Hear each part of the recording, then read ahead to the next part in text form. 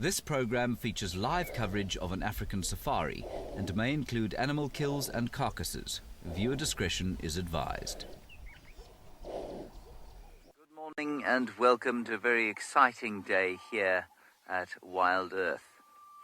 We begin today's drive here at Djuma Private Game Reserve on the western fringes of the Great Kruger National Park, but shortly we'll be moving 30 kilometers to the north to Ngala Private Game Reserve, which is part of the Greater Kruger National Park as well.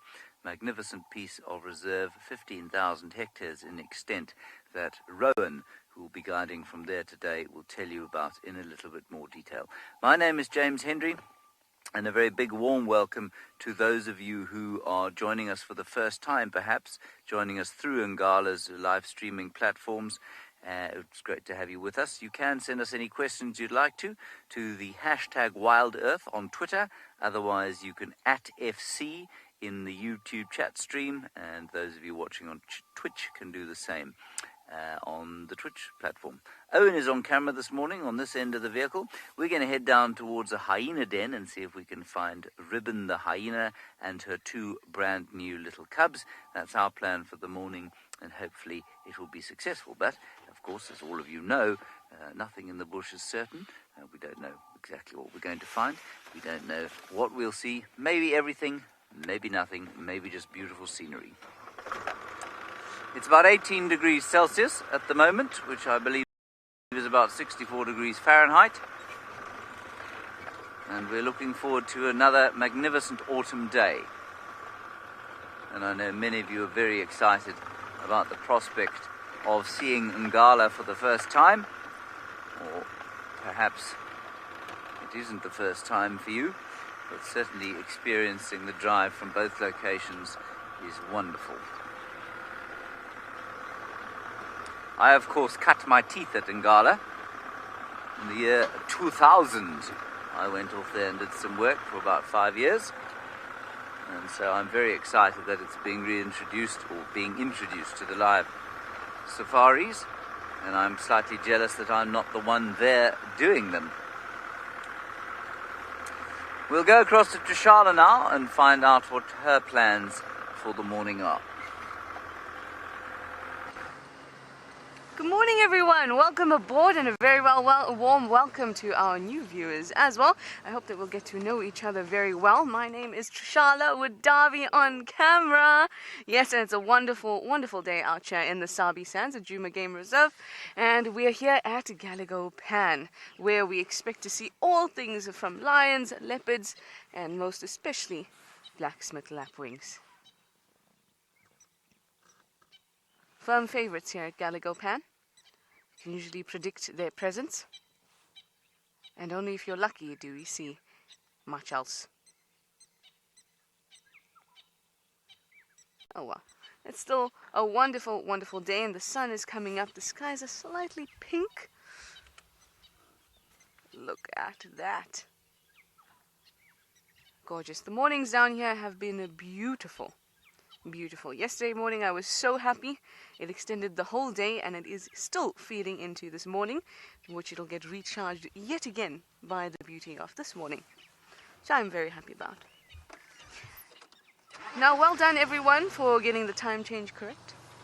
Didn't join us half an hour before you were meant to. And oh, some people didn't get it correct. That's okay. I bet you've learnt now, right? I do miss looking for chameleons and things in the darkness. And I did go back. Someone asked yesterday, what about the chameleon at camp? How is it doing? The one that was just outside the sign. We went back and checked this morning before we went fully out, and it is not there. But remember I told you it was hanging onto a blade of grass. It's unlikely that it would stick around there. So we'll have to find out when it's a little bit darker, and then we'll be able to see if he's still around in the trees somewhere. Anyway, enough of this, enough of me. Let's send you to Rowan at Ngala to say good morning.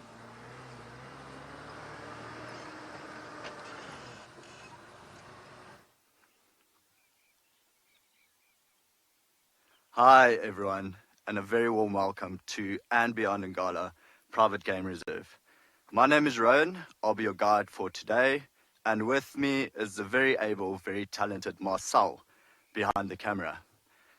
So, welcome to this beautiful place. Together, me and Marcel are going to try show you as much as possible around this gorgeous area that I get to call my home. What I think we might do, just to start off with, which might be beneficial to both of us, is actually show you a little bit of a map of Ngala. So just to give you an overview of where we'll be going, why we're going, where we are going, and then you can understand a little bit more about the property. So this is Ngala. We've got about 14,700 hectares. I think it is just over 36,300 acres, which we can traverse. So we've got Kruger National Park on our eastern side, Manyeleti on our southern eastern side, and then Timbavati on our western and northern side. So even though we can drive the 14,700 hectares, there are no fences keeping the animals blocked in, so they can walk literally into Kruger National Park, into Manyeleti, or into Timbavati anytime they please, which is lovely. It is absolutely magical, not knowing how many lions, how many elephants, how many leopard, giraffe, anything is on our property at any one time. So the blue line that you see here that bisects our property is known as the Timbavati River. It is not flowing at this stage, which is actually a lot of fun for us because we get to drive in the river. And you'll find in the next few weeks as we come onto Ngala that we do tend to spend a lot of time in and around the river, looking for elephants, looking for leopard, looking for lion, basically just looking for whatever we can. So our plan for today is to actually head into the western part of the reserve. That would be that section. Yesterday morning, we tracked a pride of lions known as the Birmingham Pride, basically almost from here all the way west. They went a little bit south, then further west, then up north again, and we last saw their tracks there. We don't really know what happened during the night, but we're hoping that either they'll walk to a watering hole or maybe a little bit further down south, looking for more food or looking for water. There was also a male lion roaring not too long ago, thinking probably on territorial patrol. So we have parked off in a beautiful open clearing, hoping that he starts roaring again. So far in the last 10 minutes, no such luck. But absolutely gorgeous day here on Ngala. It is currently 18 degrees Celsius or about 65 Fahrenheit. Lovely to be here. I am very excited and I cannot wait to share this beautiful property with all of you. So welcome to Ngala. I think for now we'll start driving out a little bit south and then take this next road west, cross the Timbavati River and get going.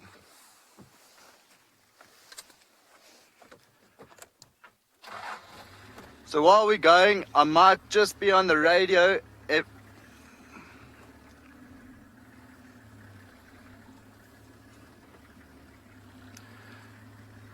Alright, so we got a question from Karen, my very first question, Karen, so thank you for that. She asked how many lion prides are around this area. So Karen, I have been here for just over 6 years, and I think at this stage, now that I know of, we have around 6 prides that come onto Ngala. The Birmingham Pride tend to be the most resident, so we think the core of their territory would be in Ngala. But then we've got Skoro Pride coming from northeast, Mbiri Pride coming from southeast. We have the Mayambula Pride in the north. We have the Birmingham Breakaway Pride in the west. And then we used to also see the Avoca Pride a little bit further west. Very good question, Karen. Thanks for that. As I was saying before I answered the question, I might be on the radio every now and then. We've got Sean and Andre out with us. They are tracking a little bit further west, and then Yapi and Nikki also coming from the north, also going to try give us a hand to try find the Birmingham Pride.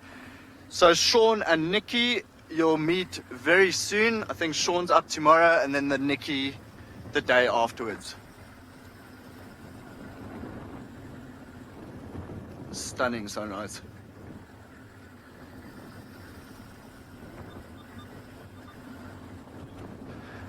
Yeah, so it seems that James just got to the hyena den, so we're going to send you back towards him on Juma. Thank you. We'll give you an update soon. Well, yes, we're here at the hyena den, and unfortunately there are no hyenas here at the hyena den.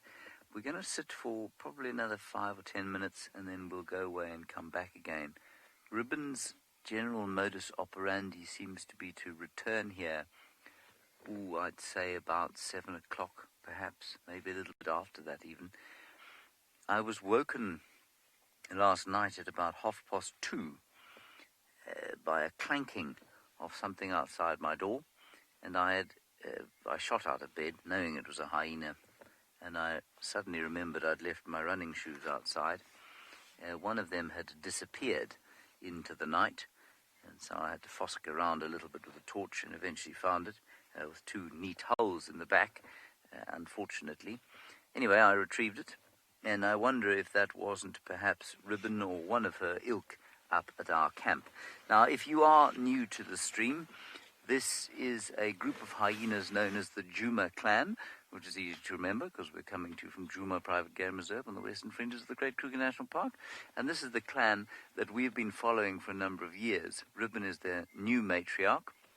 She ascended to the throne through violence rather than through hereditary or inheritance, which is often what happens with hyenas. And that's where she's just given birth to 2 little cubs. We've seen them once, we've heard them 3 or 4 times, and hopefully they'll come out today. And I'm most distressed that her clan decided that my shoe was a good thing to be eating yesterday at 2:30 in the morning. I saw tracks going from here up the road towards the camp and back again, so there is definitely more than one hyena knocking around in the area at the moment.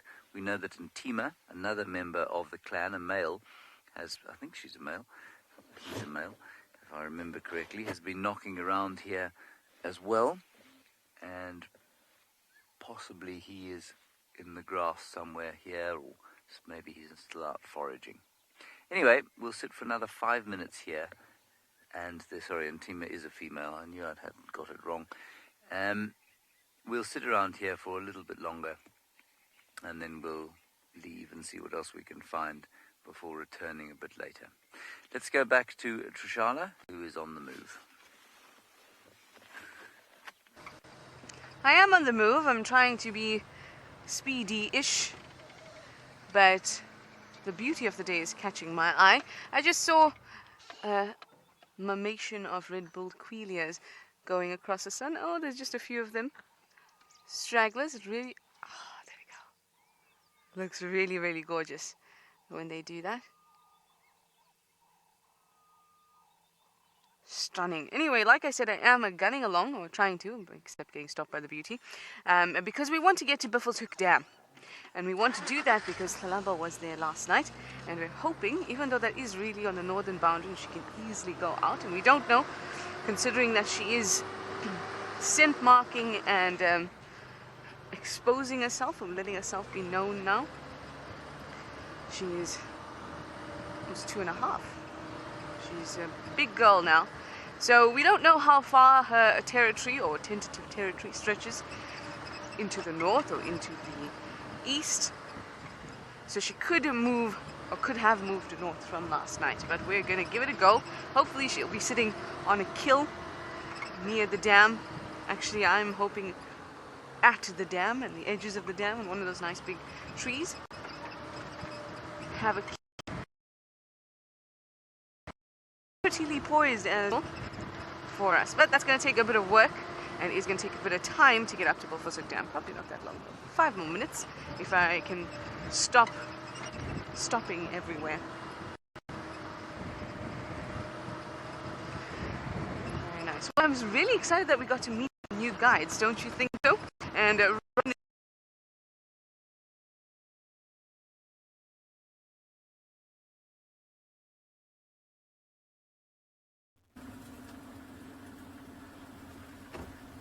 Thank you, Tshalas.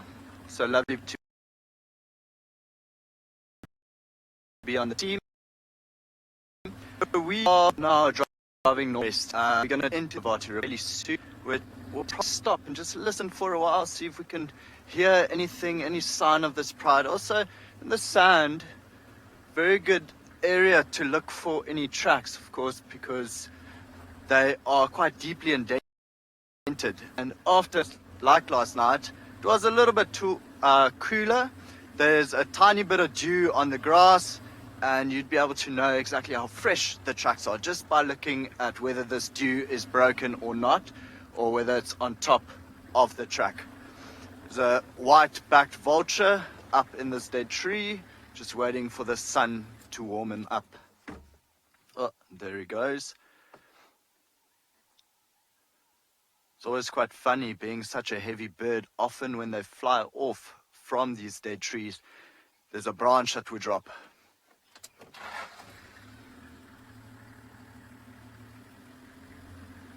We got a question from Monique asking if cheetah are common on Ngala. Monique, we do see them, but I would by no means describe them as common here. It's just because our predator density, the number of lions, the number of hyenas, the number of leopards on this property is much too dense to actually accommodate for cheetah. So cheetah are basically the lowest of the bigger predators. So they struggle a bit in an area like this. Especially now where we're driving, you'll see it's very thick and very, very overgrown. So cheetah won't do too well here. However, you never know. We have very big open clearings in the south and also in the west. We are such pot to see a cheetah, but not caught at all.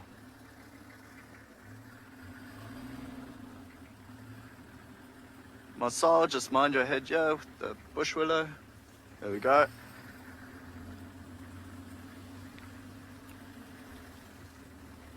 There's beautiful, massive trees growing along this river. Like the white-backed vulture we saw earlier, you'll often find them nesting just along the banks.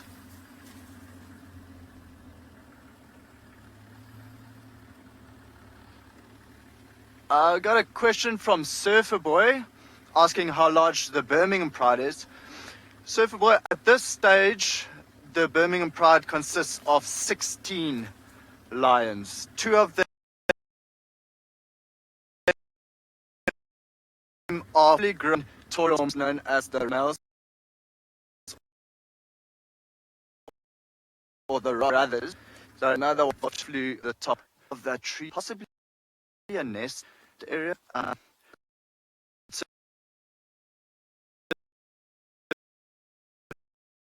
For boys, you. Okay, sorry for boy. I think a bit of eruption signal. 16 lines in total. 2 are the Ross males, are the terrible big males. Possibly one of the males we call a little bit. Sorry about that, everybody. As those of you who are familiar with these streams know, it's sometimes a little tricky getting a live high-definition signal out of the wilderness and into the ether. And certainly with the new stream coming out of Ngala, there are going to be a few teething problems as we go forward and as the guys learn where the signal is strong there and where it is weak. It is a vast property, and so it's going to take a little bit of time for them to figure everything out there. Still, how wonderful is it to have that expanse of land live with us this morning. The sun has come up. We've left the den because unfortunately there ain't nothing going on there right now. But we'll return a little bit later on and see if Ribbon, matriarch of the Juma clan, hasn't returned.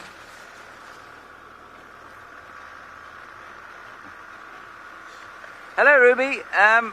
You could consider the whole of the Greater Kruger National Park, in fact, probably the Greater Limpopo Transfrontier Park, as semi-arid woodland to a greater or lesser extent.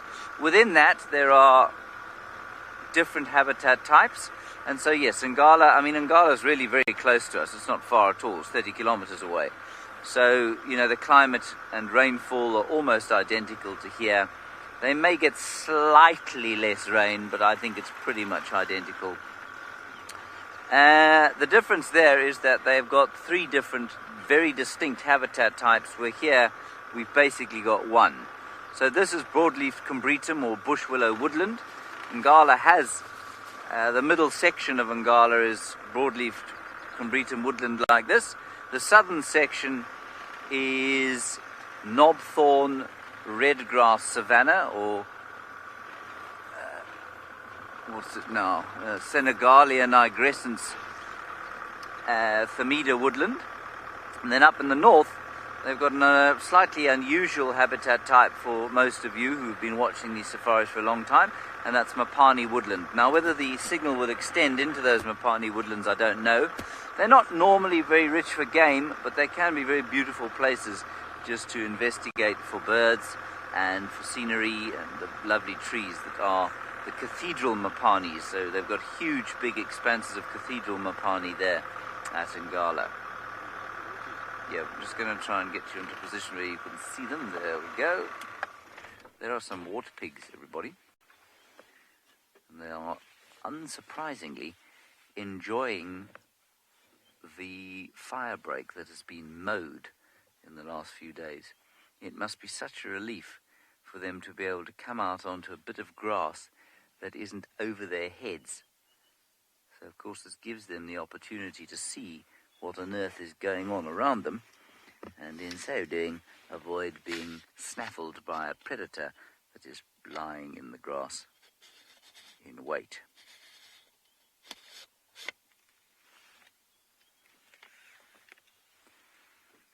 You might also be able to hear the delightful sound of the white-browed scrub robin going.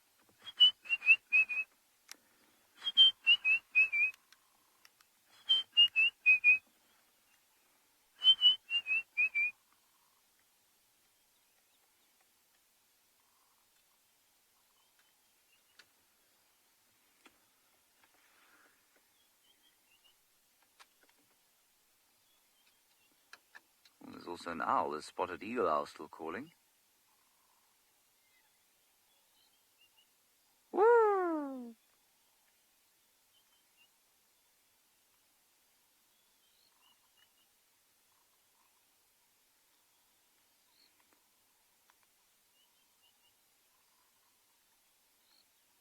And I can hear some hornbills in the background, some ground hornbills.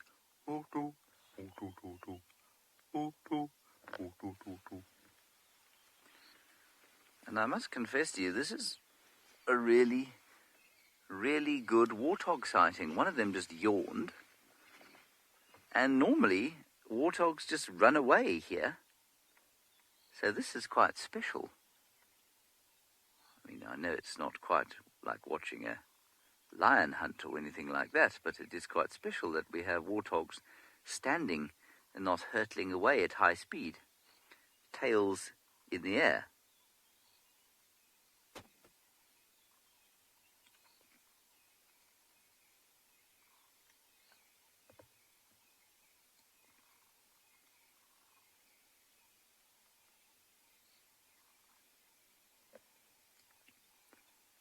This is really cool. I think they probably are quite nervous of us, but the fact that they're finally out in the open as opposed to stuck in the long grass has inspired them to suffer it, or suffer our presence.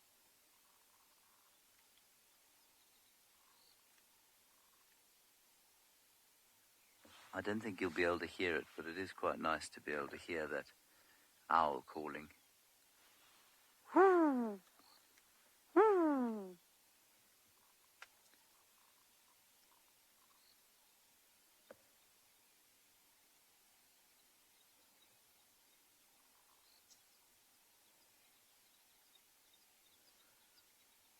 Maybe it is Sebwig the owl. For those of you who don't know, we watched a little owl grow from virtually egg to to adulthood at the end of last year, and his name became Sebwig. It was wonderful to enjoy him and his path to adulthood.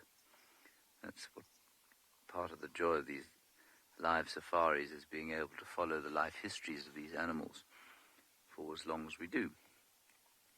It's the big difference between doing this and going on a safari, where obviously you become intimately associated or intimately involved with the animals that you see, but then you go home and that's the last of it.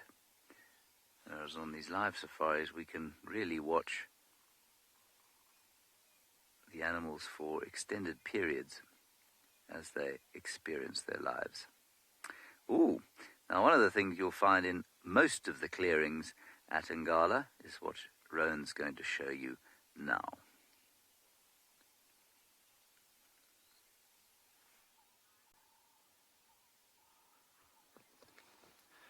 Right, so thanks James for that.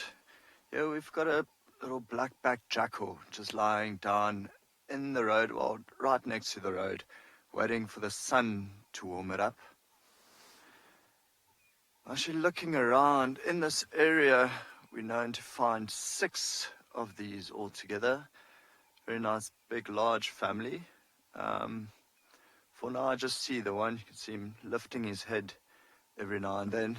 Looks like we are the point of most interest for him as well, as he's staring straight at us. Stunning animal, this black-backed jackal. Surfer boy, sorry I didn't answer your whole question, so I'll get back to you a little bit later about the Birmingham Pride. Just see if we can spot any of these other jackals in this area.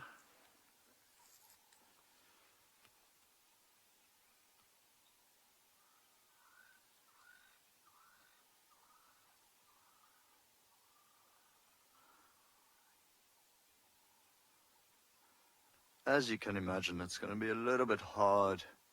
So most probably they can see us, but we can't see them. You can see the coat of the one we are zoomed in on. Imagine how well that would blend in with the grass right behind him. So we might just be able to see little ears flicking somewhere, but for now, just the one.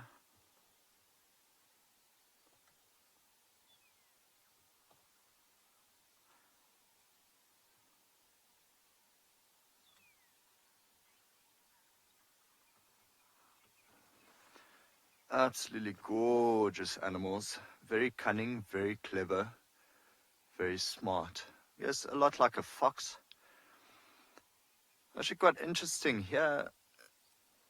There is this family of 6 that lives in this area. And I've always read that jackal, it's usually the mom and dad. They are monogamous. They stay together for life. So they'll then have youngsters, and the 2 youngsters will stay behind and help raise the next litter until they are old enough, and the previous 2 will move off, and the next litter would then help the mom and dad to raise their next litter. So it was quite incredible to find all 6 of them here together at one stage. They're still just looking at us.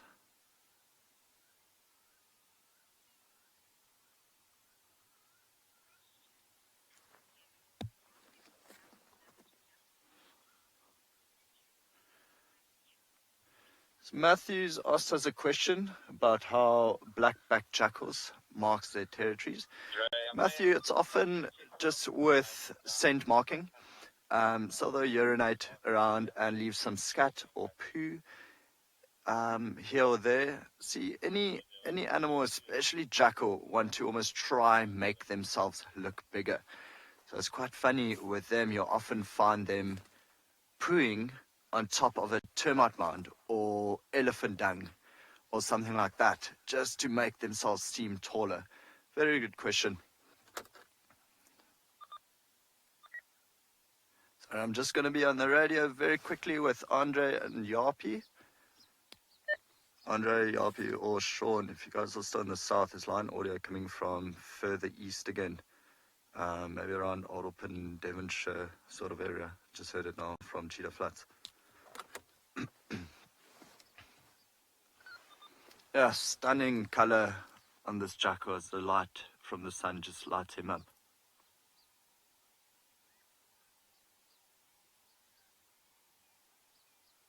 See, the little eyes are closed, having a nice snooze. So Donald's asked a question whether they hunt alone or in a pack. Donald, they usually hunt alone. Saying that though, if they do need to bring down something a little bit bigger, like an impala, they'll hunt as a pack. I know there's a story of a wild dog that lost her entire pack, and she actually joined up with a family of jackal, and they formed a pack together.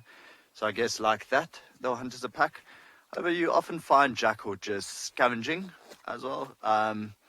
Very, very brave little animals. I've seen a jackal maybe about 2 meters lying down right in front of a lion waiting for the carcass to finish. But it depends on the size of the prey. If it's something small like a little ground bird, a jackal would just... Oh, okay. So it seems like we are in competition. James has found a jackal with a carcass. So we are sending you back towards James on Juma. This is really quite interesting. You know, we do see jackals here, but not very often, not nearly as often as you're going to see them at Ngala. And this particular jackal is caught a scrub hare. Its partner is off to the right-hand side of where it's sitting. I don't know this pair particularly well. I mean, I've seen jackal here once or twice in this area, but, you know, they don't have an obvious territory here. And so to find it eating a scrub hare here is quite nice.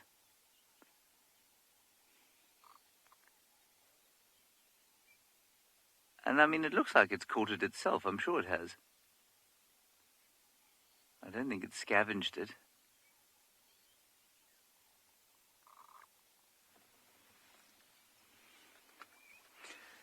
But I suspect the difference between this sighting and the one you've been having at Ngala is that we probably are not as close to the jackal as Rowan was. They tend to be rather like the warthogs, a bit more skittish, because we don't see them that frequently. And in fact, this one's partner has gone off towards the right. It doesn't want to hang around. Yeah, we're really lucky to find this here.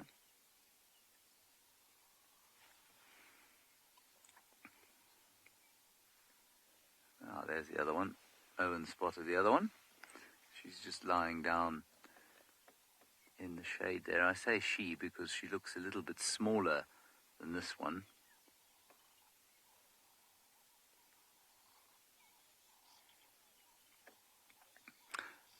Chris, yeah, jackals are around about the same size as wild dogs. They're slightly smaller.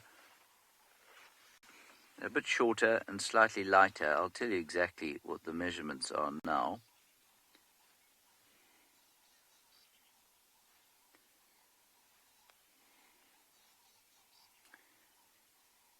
The average mass of a male jackal in this part of the world is around about 10 kilos.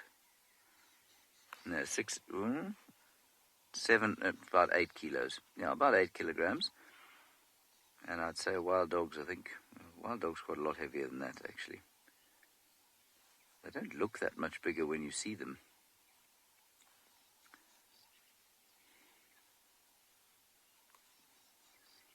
Yeah, I think a wild dog, if I'm not mistaken, yeah. Here they've got the average mass of a wild dog at 28 kilograms, so 20 kilograms heavier. Gosh, you know what? If you saw them standing next to each other, you would never say that that was the case. Wild dogs looks about, 4 or 5 inches taller than a jackal. They don't look like they're built any more heavily, but they obviously are. That's really interesting. Yeah, maybe the skinny legs make them look slightly lighter. Oh, a jackal makes a beautiful noise, Robert. Well, depends. If you know what it is, it's a beautiful noise. If you don't know what it is, you'll swear that the hounds of hell are coming to get you out of your bed at night. They make a sort of yowling howl that is a quintessential African night sound. I quite like it, I must say.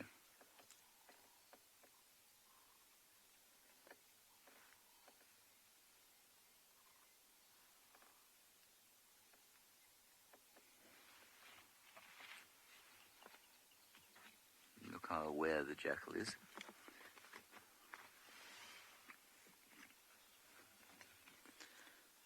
Lizvita, they should share their meals. Well, I mean, no, they don't share their meals in the same way that wild dogs do. They'll probably have a little fight over their meals, although it won't be aggressive.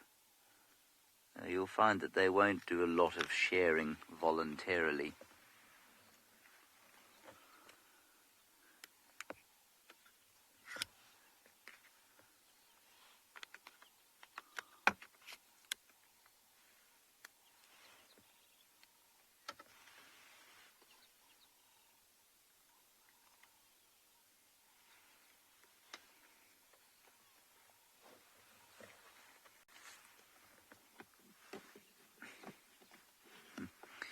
Elizabeth, you saying that the jackal's almost inhaling the scrub hare. I mean, obviously, most of the predators here will eat with a great speed in order to avoid having their food stolen. But I think that this jackal's taken rather a long time to eat that scrub hare. I've watched leopards eat scrub hares, and wild dogs eat scrub hares, and they are devoured in seconds. I think it's quite daintily eating it. It's a lovely meal for a jackal.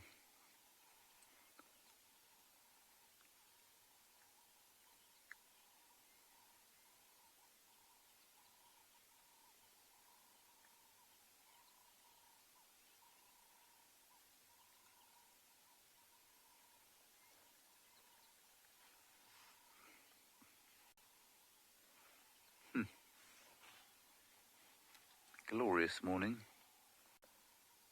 Yet again.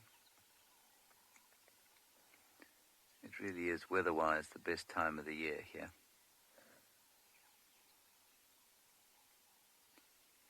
Woodpecker pecking away on a tree to the left, which you won't be able to hear, I'm afraid.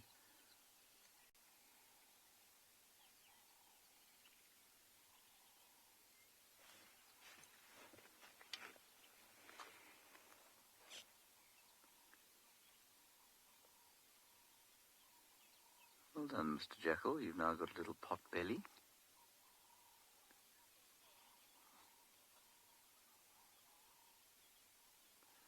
Look at that. Joanne, the thicker hair on the back, I think, is just part of its way of staying hidden. You know, that sort of mottled black and white colour when it's trotting through the woodland, I think probably helps it stay relatively hidden from above, especially. Now he's having a little roll. A wonderful jackal sighting.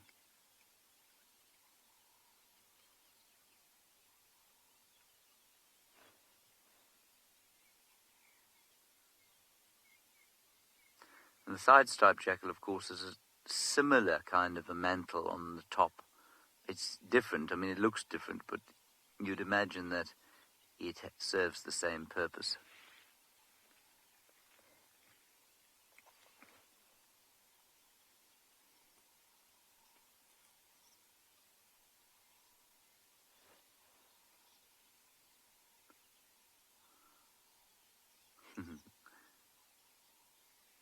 Ooh.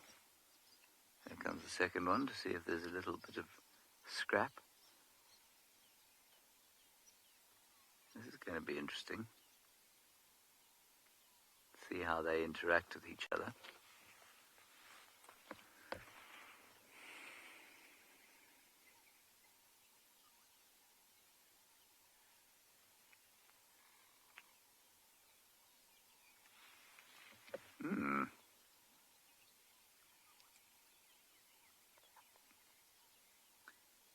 Now, I've got no idea what that tail wagging signifies. I don't think it's the same thing as when a domestic dog wags its tail. I've no doubt it is communicating there. I don't think it's just doing it for the sake of it. Look how bushy it is. Yeah, I think that's a warning. I think that's a very clear warning. Isn't that interesting?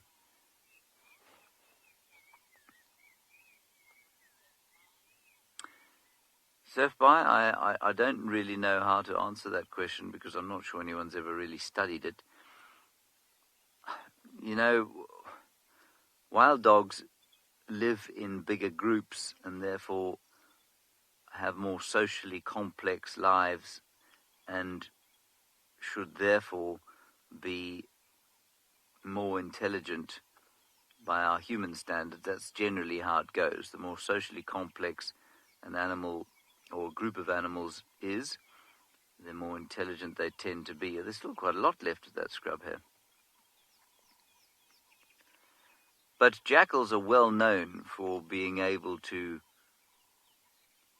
get through various, in farm situations, they're able to get through various barriers that try and stop them getting into places and stealing chickens and hunting lambs and that sort of thing. So I don't know which ones are better at problem solving.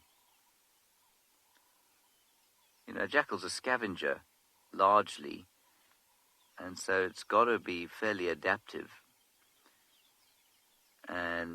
or adaptable, and that must bring with it a certain cognitive need. So I don't know which one's more intelligent. Just getting back to that tail wagging, I think that's really interesting. Domestic dogs wag their tails only for human beings. They do sort of do it with each other, but wolves don't do it, for example. Wolves don't wag their tails with each other to indicate happiness. And so the tail signaling that domestic dogs do can't be sort of transferred to their wild cousins. And of course a jackal is the same genus as a domestic dog, so it's not a very distantly related animal.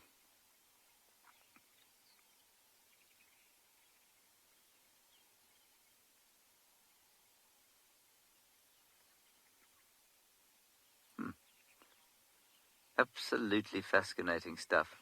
I'm going to spend another 2 minutes here and then move on. In the meantime, you're going to go back up to Ngala with Rowan, who is doing some driving.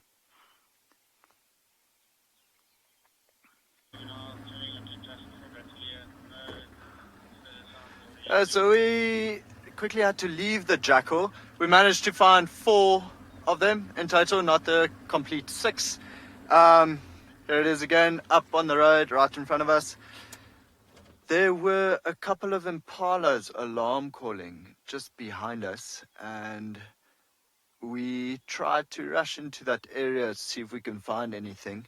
No luck there. So we've actually come back to see whatever moved through there might have moved further north. So we're just doing a quick loop of the area. But yeah, one of these jackals also went towards where the impalas were. I hope you had fun watching the other jackal devouring the scrub here. Sounds amazing. Just go a little bit forward. You can see 2 more of them just right there in the shade. So we are pointed directly at the sun.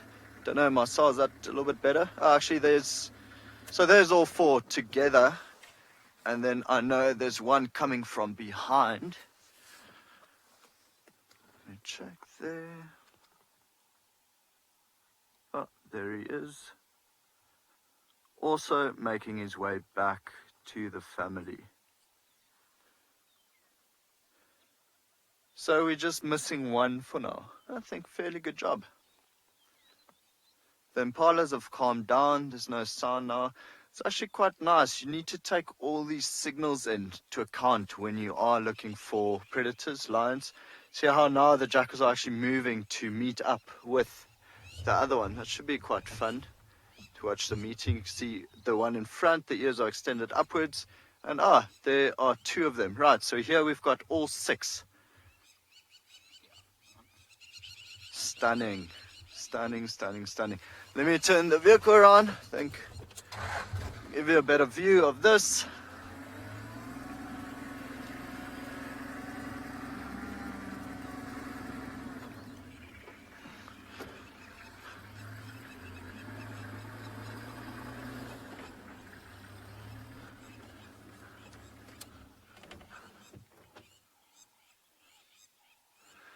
James Richard, hi. I'm very glad you're enjoying this as well. How stunning to start off with one, and now all 6 of them are together. Seems that they are, hopefully they come actually back towards this area. It seems there's still one here. Maybe they want to do a meeting. Yes, please come this way, turn left. James Richard, glad you're loving this as much as we are. Can see the last jackal, every now and then he stops and listens, and he's looking in the direction where the impalas were last alarm calling. Kyla has asked us what a baby jackal is called. So Kyla, jackal fall into the canine family. So a baby jackal would be a jackal pup, like a dog. There they are, all together in a single line. It's quite nice to just see them hopping above the grass line. Stunning. How amazing is this light?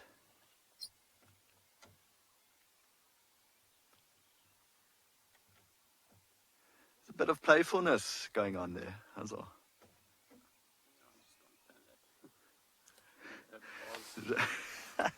Let me turn a little bit more. Let's see if they pop out more in the clearing. Just see the head above the grass every now and then. There we go. Oops, hopefully they'll come out there. Try maneuver.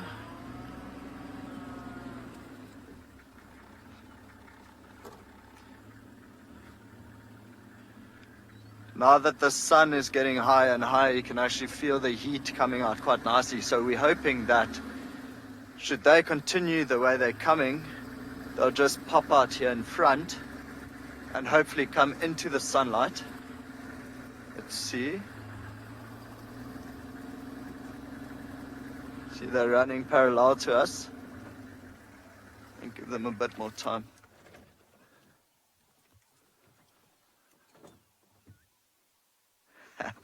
See, very curious with us, all the ears pricked upwards and facing towards us.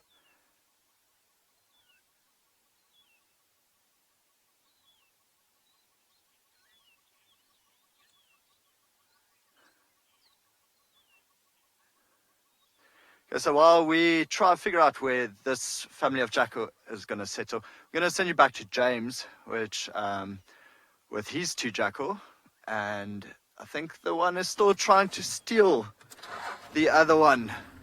The scrub hare from the other one. And we will just continue to follow these jackals. So enjoy for now, and we'll see you in a bit. They'll come. Yeah, we've just got our friend here still eating. The other one is circling and looking very hungry, but not, unfortunately, for it getting any scraps. What we did was we came a little bit closer because these jackals seem to get used to us. And this one looked like it might pick up its food and walk away, but it didn't, which was lovely. And so here we are, still enjoying this wonderful sighting.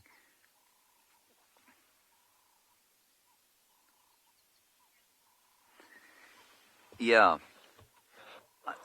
James, I don't think that they're litter mates because one's bigger than the other, but I also agree with you that I don't think that they're a pair. I think one of them's a youngster, and that's why it's being very reticent about approaching.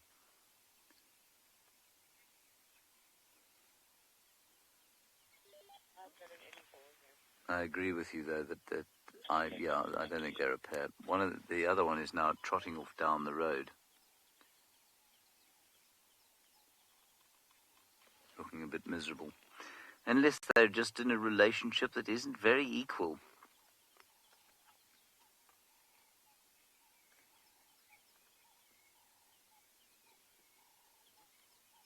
The jackal's got some formidable teeth. I feel that they look fairly gentle and like kind domestic dogs, but really they're not. No, I know, Colbert, but it is. It is the same scrub hare. This jackal has made a meal of it. See what I did there, Colbert?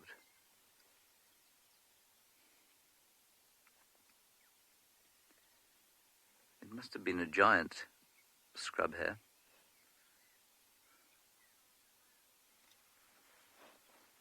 What do they call a male scrub hare again? A male rabbit?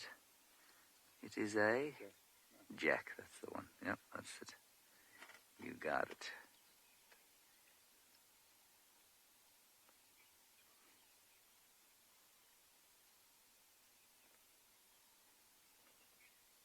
Now looking down the road where the other one's running.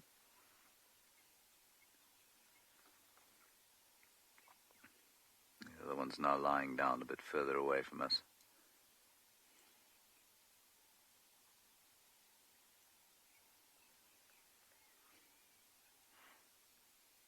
And that's it. Off we go.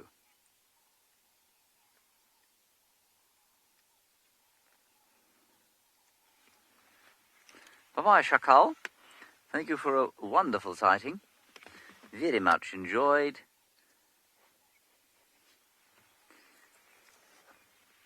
Kirsten, who's in the final control room doing the directing today, says, look at that belly. Well, yes. If you'd eaten a scrub hare that size, you'd also have a fat belly. Oh, and now the morning toilet, which of course is something we always want to see.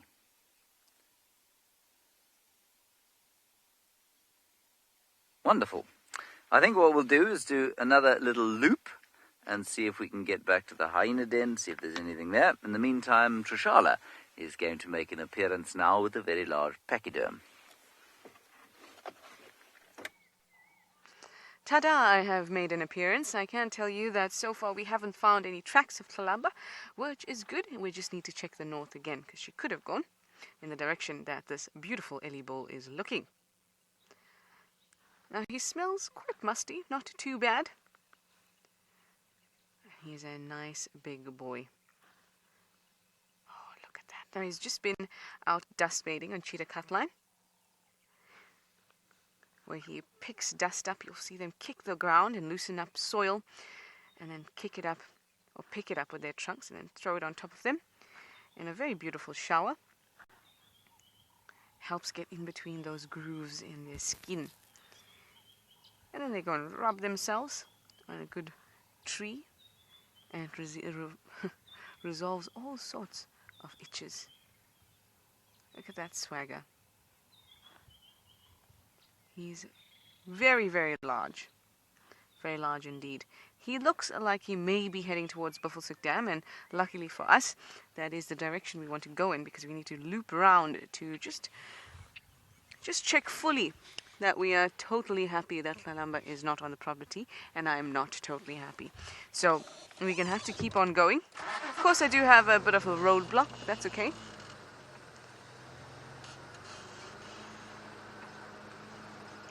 Thank you, thank you. Everyone's very happy with an elephant.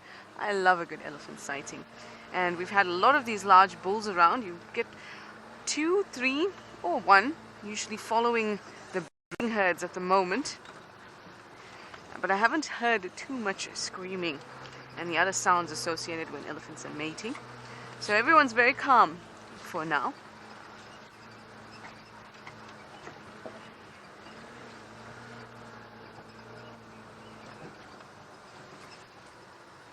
Hello, good morning, Jolly Whiskey. You'd like to know if young bulls form their own herd after leaving their natal home?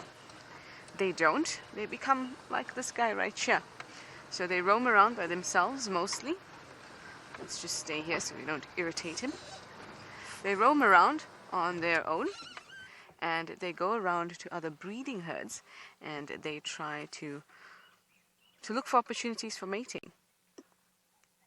Other than that, they're not part of a herd. Only when they want to mate will they sometimes hang around with them, but it is not their herd. They will just move around as and when they like, because their main priority is to be able to mate. This elephant looks quite fit, almost like the legs are very long and the trunk is quite short. Lean. Oh, how was that? Definitely needs some music to walk away with that kind of swagger.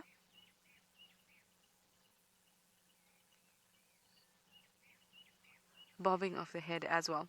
Heading straight towards the dam, which is really good news for us. Hopefully we'll be able to see it swimming, and then maybe Tlalamba will make an appearance like she did last night. She needs an elephant bull to be swimming, and she can make a very nonchalant entrance.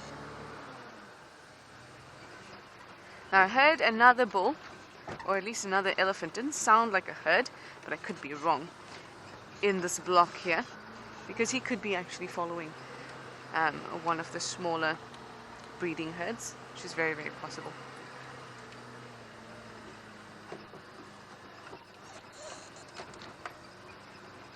Wahoo, you'd like to know if I'm not scared the bull will get angry and charge me? It's definitely something we think about, but that's why we don't get very, very close, and we also monitor his behavior very closely. And he seemed relaxed, even though I could see that he was giving me the side eye, where they look forward and then they do this, like that.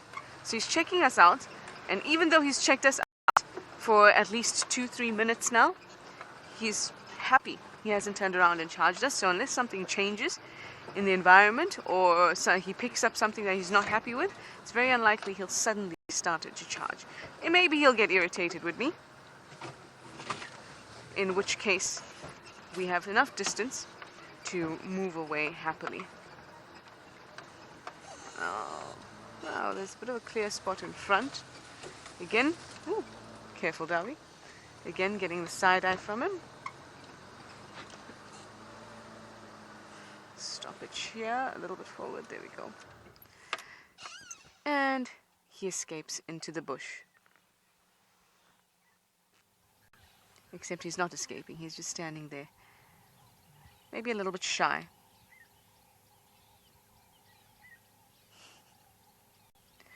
Its tail is hypnotizing you, everyone.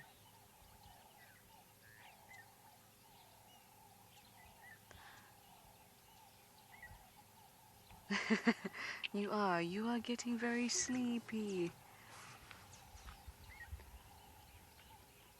I'm just listening. And I'm listening to some people talking about lion calls, which would be interesting, but up in the north we may be looking at telemates.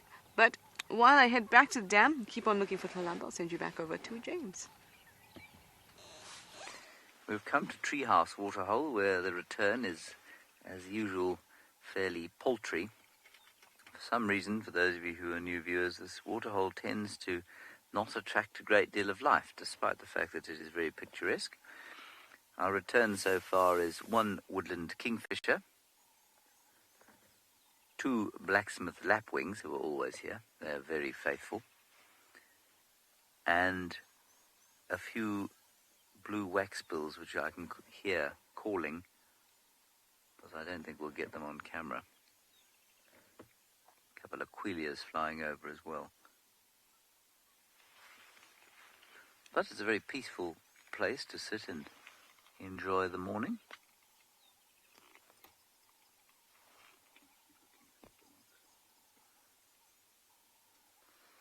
Now, the hyena den is not too far from here, so I think we'll head along and see if we can't get to that before it gets too hot.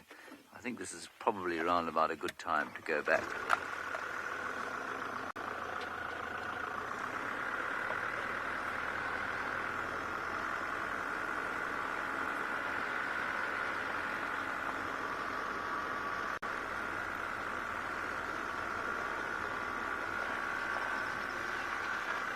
So, lots of hyena tracks on the road. So the hyenas have been knocking around here.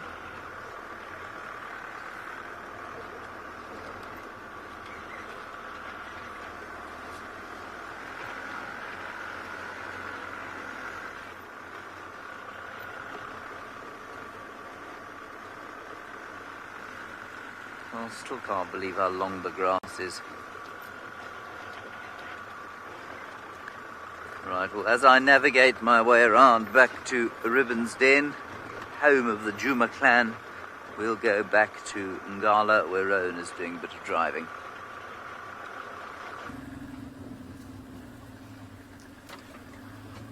So while James is making his way to the Hyena Den, we've decided to come into the western part of the reserve and come check one of our bigger watering holes, known as Alfred Dam. So we're still busy driving a little bit further up north, and then we'll turn left and go towards this dam. I think that this is pretty much the area, a little bit further north than this, but the area where the Birmingham Pride was a bit earlier. So yesterday and the day before. So we left the Jackal. All 6 of them joined up, and they ran up further north into quite big open clearings. We'll let them spend their morning without us for now, while we go check and see if we can find any tracks or sign of the Birmingham Pride. It's really heating up to be a stunning day in South Africa.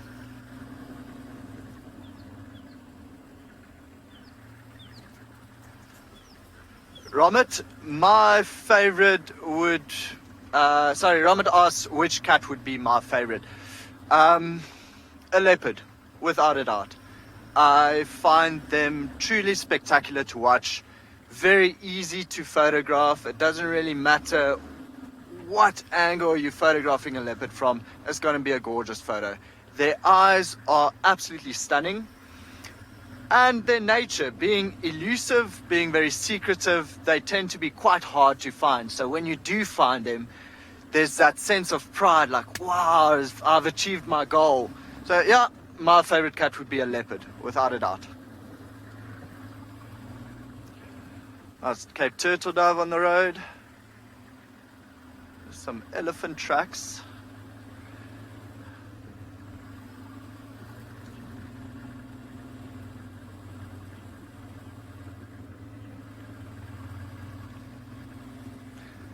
I'll just take that as a compliment. Maybe I'm just a very good driver. So a lot of viewers are thinking that I drive an electric vehicle because it's so quiet compared to the vehicles at Juma. But I just think it's my driving is so spot on that I'm able to drive a fully diesel vehicle quietly. I'm loving all the compliments. Send more.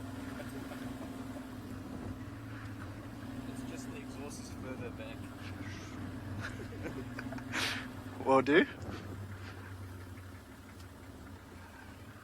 Little Swainson Spurfire in the road. Actually, me and Marcel were discussing these a little bit earlier before we did the introduction. I was parked next to one of these. You can see the very red on the face. And what they often do is they'll fly up onto the top of a termite mound or like a smaller bush, tree or shrub, and they'll just start shouting. It is the loudest noise ever. Often you get a fright. So when we do go tracking, when we look for tracks of the lions or leopards, or let's use the example today of Birmingham Pride. If we do find their tracks somewhere and it heads out off the road into the grass, what we'll do is we'll follow it on foot. Well, Yapi or Nikki, Andre and Sean, they'll do that part. I'll stay on the vehicle. And so often these birds are in the long grass. And of course, in the long grass, you're not going to see them. So when you do walk, you try to walk as quietly as possible, just listening out for any sound, a small growl or a snarl, or maybe anything from the lion to let you know they are there. And so often when you take a step, this bird just flies out of the bushes. Gives me a little heart attack, a mini heart attack every now and then. But otherwise, yeah, spectacular birds. Love them to bits. Except for their shouting noises. Marcel, you've heard that before. Super loud. can see it's cleaning itself, preening its feathers a little bit, and the one in front.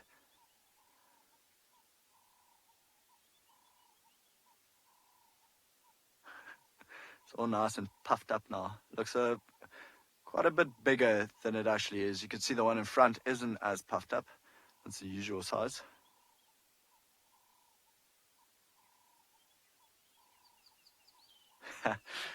Funny looking bird. As we're gonna start driving again now, and most probably they're gonna just run a little bit in front of the vehicle for a little while.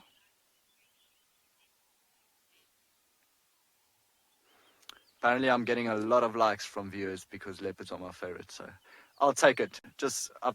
You could just litter me with compliments whenever you want. I was gonna go look for seeds now.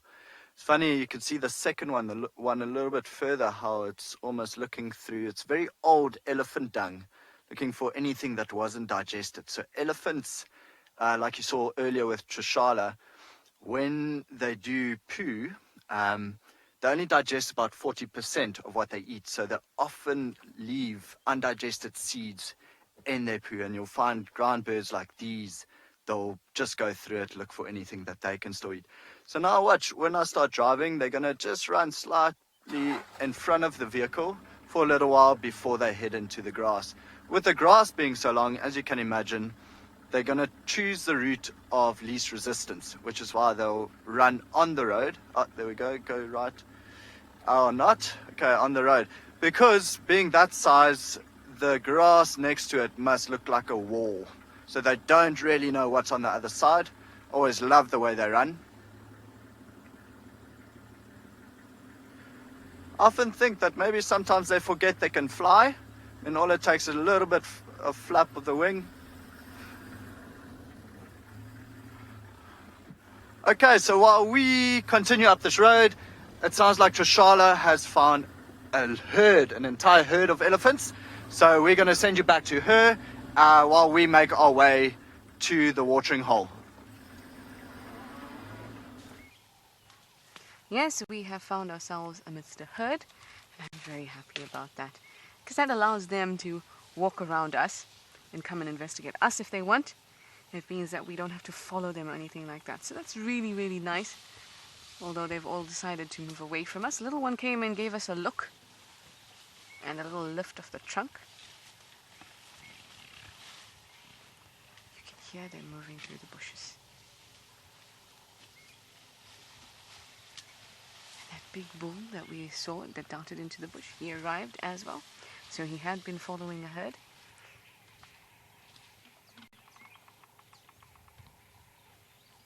Suddenly there's silence. Okay, let's move a little bit forward. So I had to stop here, or rather I prematurely stopped here to see what was going on, and by the time I realized I wanted to go around the bend, they were all surrounding me, and then I would have just scared them if I had moved at that point. So now we got to be very careful when we're driving now, so we don't scare anybody who's right at the road. Some there, a little bit further in.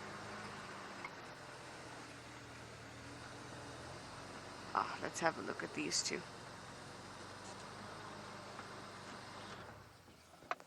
Hello, gorgeous.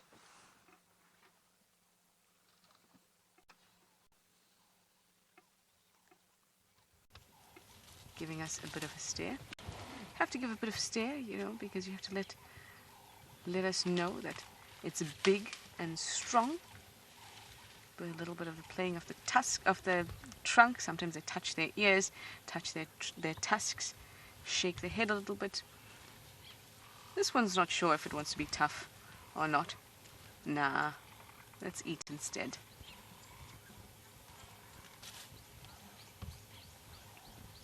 Deb, you say your favorite is hearing their rumbles? I know. It's such a different experience to hear their rumbles, because you're almost not sure if you're hearing it or you're feeling it. I think it's a combination of both of that. I love it too.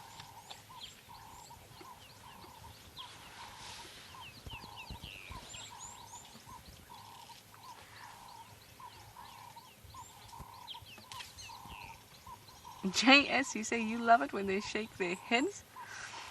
What about scratching their ears? I love it when they do it all. All of it.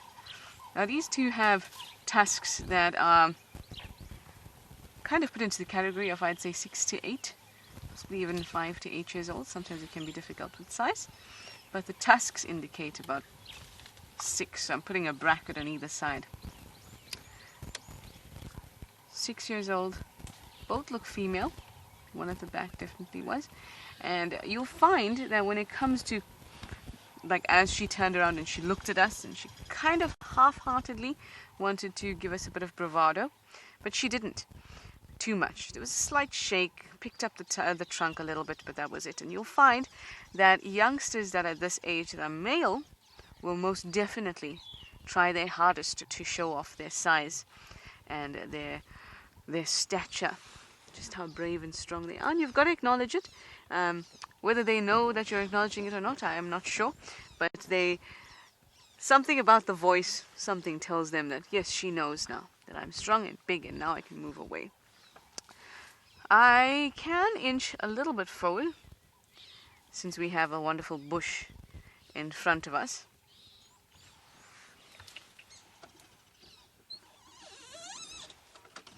Hello, Ashley. Oh, we have a reversing elephant.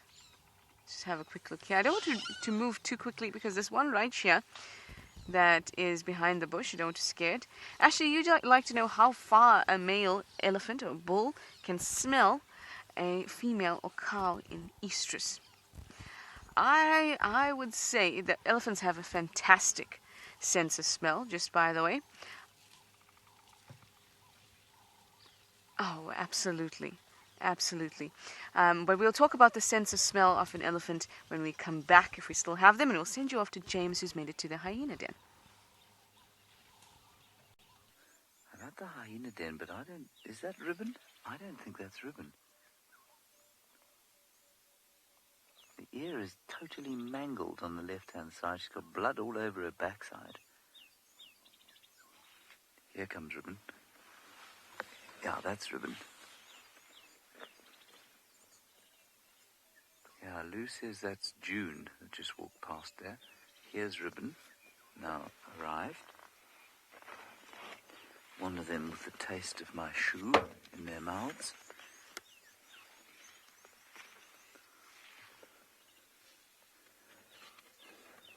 Now, let's see if she brings the little one out for us to see.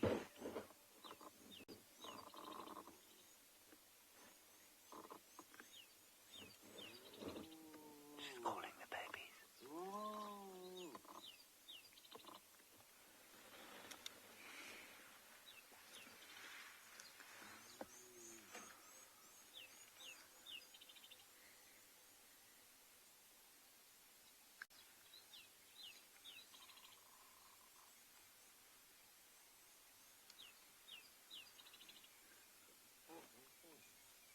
Talking to each other.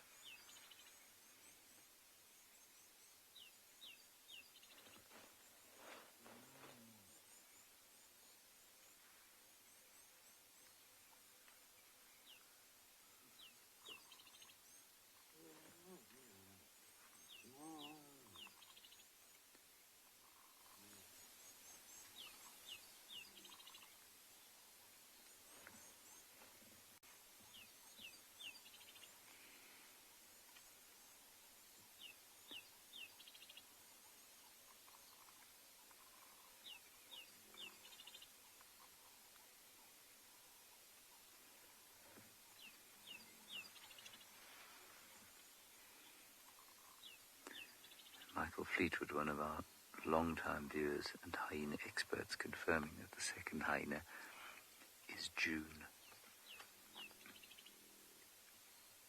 who we've watched from the day she was born. Yeah, they've got big fat bellies, which means they've eaten something last night.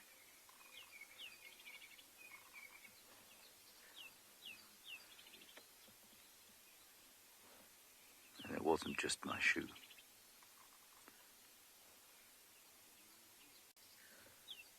Still talking to each other.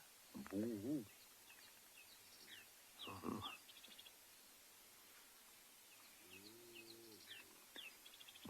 Whoa.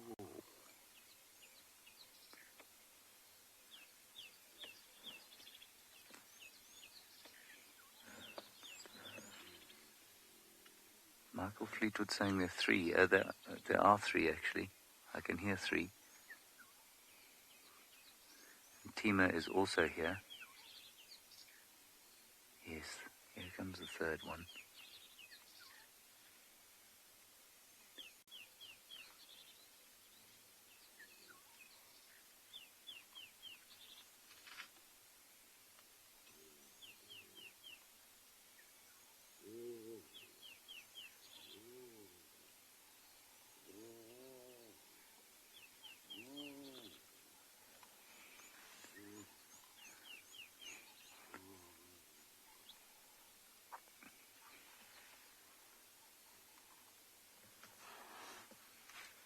So that mangled ear is not quite easy to recognize. And I think that's June.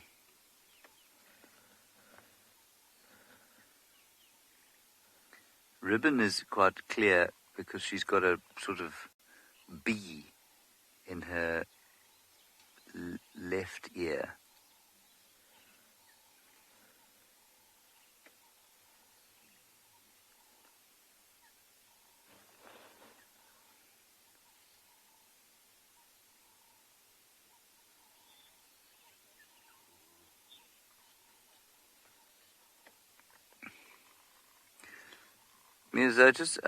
The cubs, June can't find the cubs before Ribbon, so before the mother, because the cubs are in that den.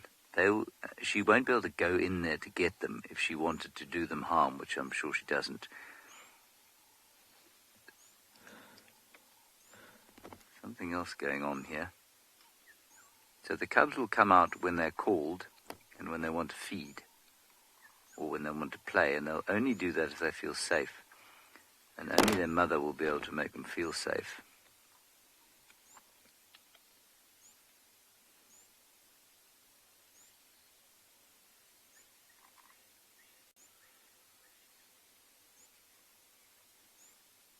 Ooh, it's been a long night.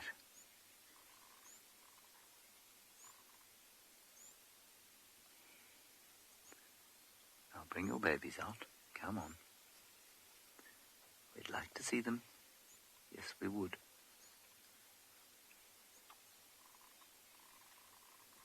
Kirsten just saying she doesn't look comfortable. She doesn't, but that's because her belly is so full, I think.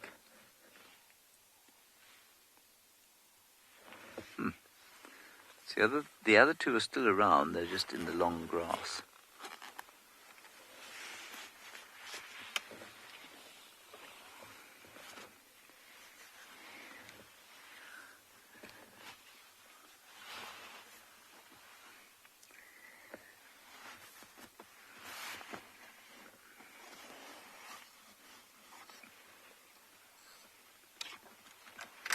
Yeah, for sure, the hyenas, I'm sure they can smell the babies, Joanne, especially as they've been in that den site now for probably around a week.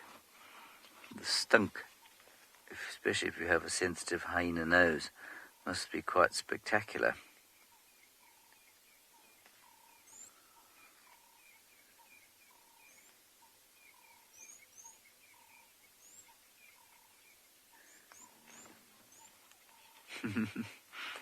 No, Luke, there are no cycads here. There's not enough water.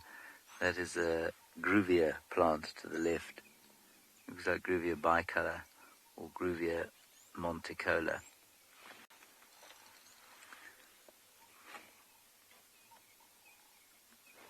Yo, she's fat.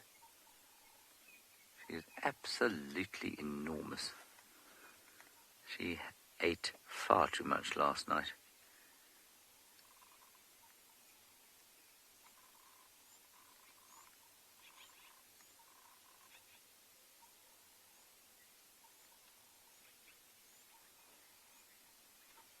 Now we wait. Here comes Ntima. You see her just sticking her head over the top there.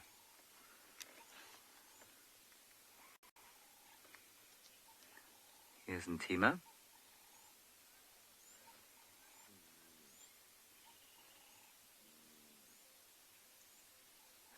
a scratch and possibly being warned off. Alrighty, I believe that Rowan has arrived at a waterhole. I wonder which waterhole it is. I shall be interested to hear when you come back.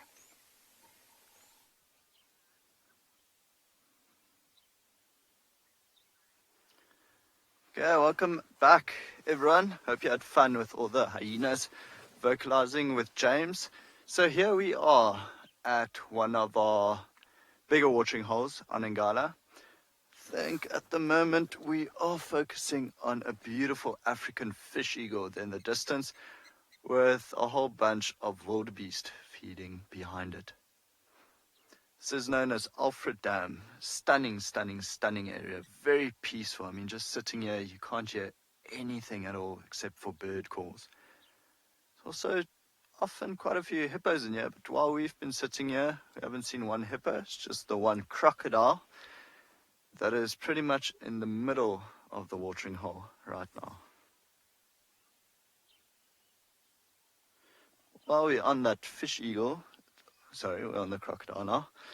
So yeah, just the one for now. There used to be 3 here, but not too far west from here, there's another watering hole, and we know that one moved up that way.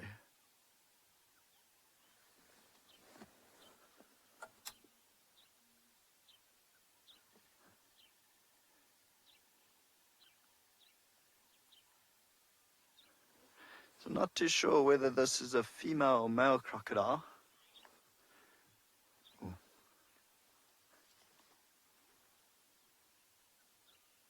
Actually, looks quite spooky the way it is in the camera, just having the flat line above the water.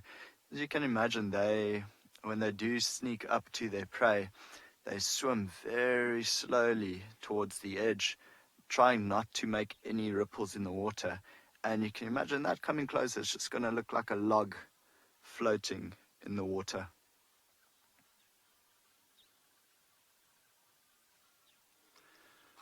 Seems like all the wildebeest in the back are very relaxed, just feeding around up and down.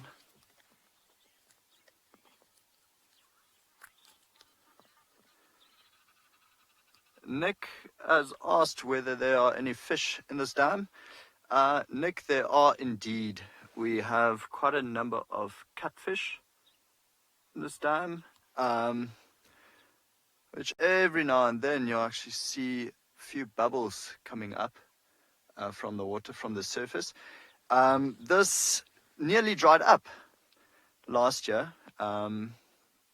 We went through quite an extensive drought here on Angola, and I'm pretty sure also on Juma. From about 2016, we just did not get enough rain. And what happened here is you had all the catfish flapping around, trying to bury themselves in the mud. And then, lo and behold, we just got enough rain to fill this up again. Absolutely stunning. But yeah, there are fish in this dam, Nick.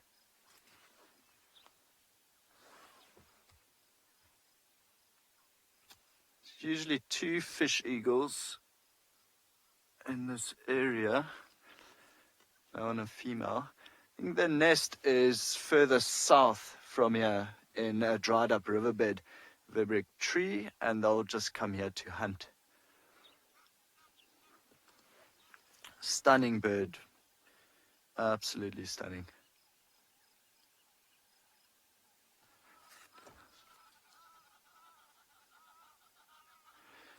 So yeah, we thought we might come check this watering hole, see if maybe the lions made their way down to come for a drink, but it seems nothing yet.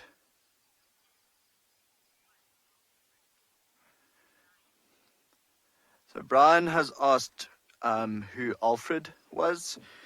On this property, andBeyond Ngala, was originally owned by a German family, the Hyenas. So Alfred Hyenas bought this area and a little bit more in 1933.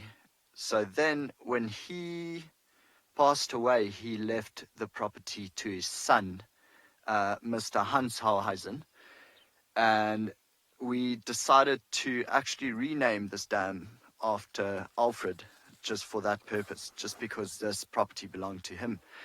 Then Hans, when he passed away, decided to, or actually before he passed away, he decided to donate the entire andBeyond Ngala to the World Wildlife Foundation. So it's stunning. We get to work on literally a very, very wild place that belongs to the World Wildlife Foundation.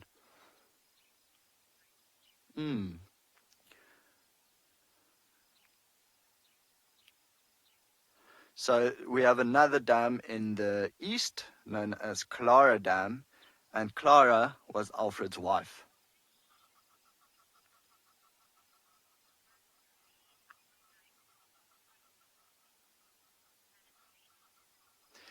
Anna Marie, she's asking whether we have any saddleboard stalks. At the moment, not at this dam. For now, what I can see is a grey heron on top of a tree just a little bit further west from here. I think Marcel's going to focus in on that now. We do get saddleboard stalks on the property. I saw one yesterday, actually in the Timbavati riverbed. So keep tuned. If we do drive that route, I will most definitely point them out. Just gorgeous birds. That coloration is stunning. So yeah, we'll definitely keep a lookout for those.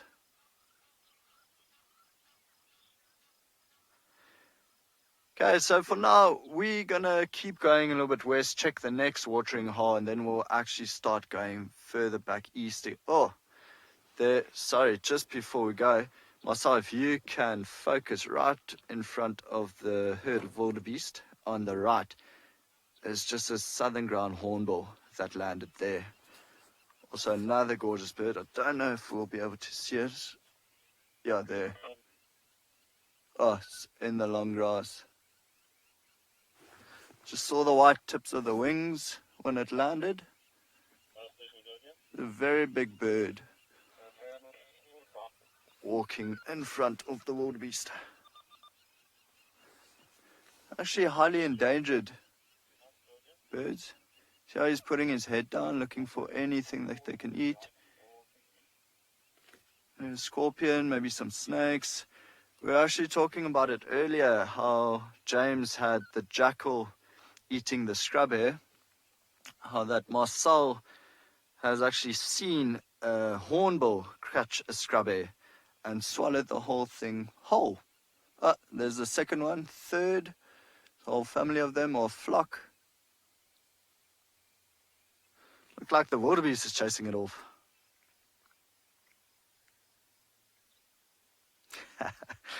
There they go into the thicket. Right, so while they are being spooked off by the wildebeest, we are going to send you back to Tshalas, who's with the herd of elephants. Yes, we're still with the herd. And everyone is absolutely elated with the amount of vegetation and grass there is, as you can see with this girl. She's got grass in her mouth. She's got buffalo thorn incoming. Yes, we've got to do a bit of a combination, a bit of a salad. And those buffalo thorns have wonderful berries as well. Add a bit of pop. All the elephants are truly enjoying themselves with the amount. Oh, you've dropped something. She's dropped a buffalo thorn right out of her mouth. They're really enjoying the vegetation and the water around. I feel that they are spoiled. They're very happy, at least from my perspective. Hi, are you going to come say hello? No, there's just too good a patch there. So we are a little stuck on the road because there are elephants all around, but they seem to be moving a little bit further into the block, which is good for us, so we can keep on moving. It's also a good opportunity to sit and listen. Listen for alarm calls, listen to maybe some crunching of bone if Tlalamba is in a tree somewhere, or the slicing of the meat rather against the bone. But so far all I hear are elephants pulling off trees. I think the combination of grass and buffalo thorn is excellent because she keeps going down for some grass and then up for some buffalo thorn. Getting best of both worlds at this time of year. Especially with all the rain that we've had. everything is still nice and juicy and moist, and I suspect it'll stay that way for a while, which is excellent. I think by May last year it was already starting to get pretty grey and dried up. I think this will last for a little longer.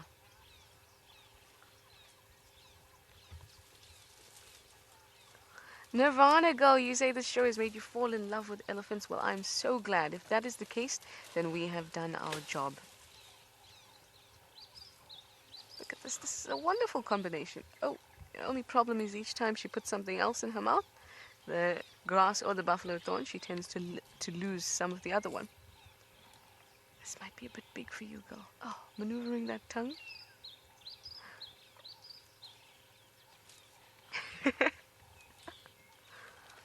You can do it.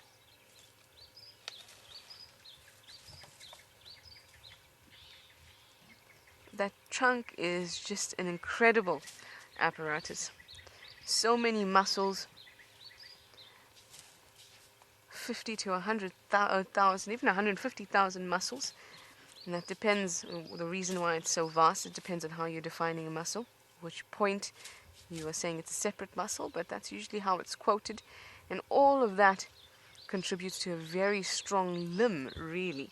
But it is the fusion of the nose and the upper lip with these two finger-like protrusions at the end, which they pretty much maneuver just like a hand, if not better, and very strong, as you would imagine.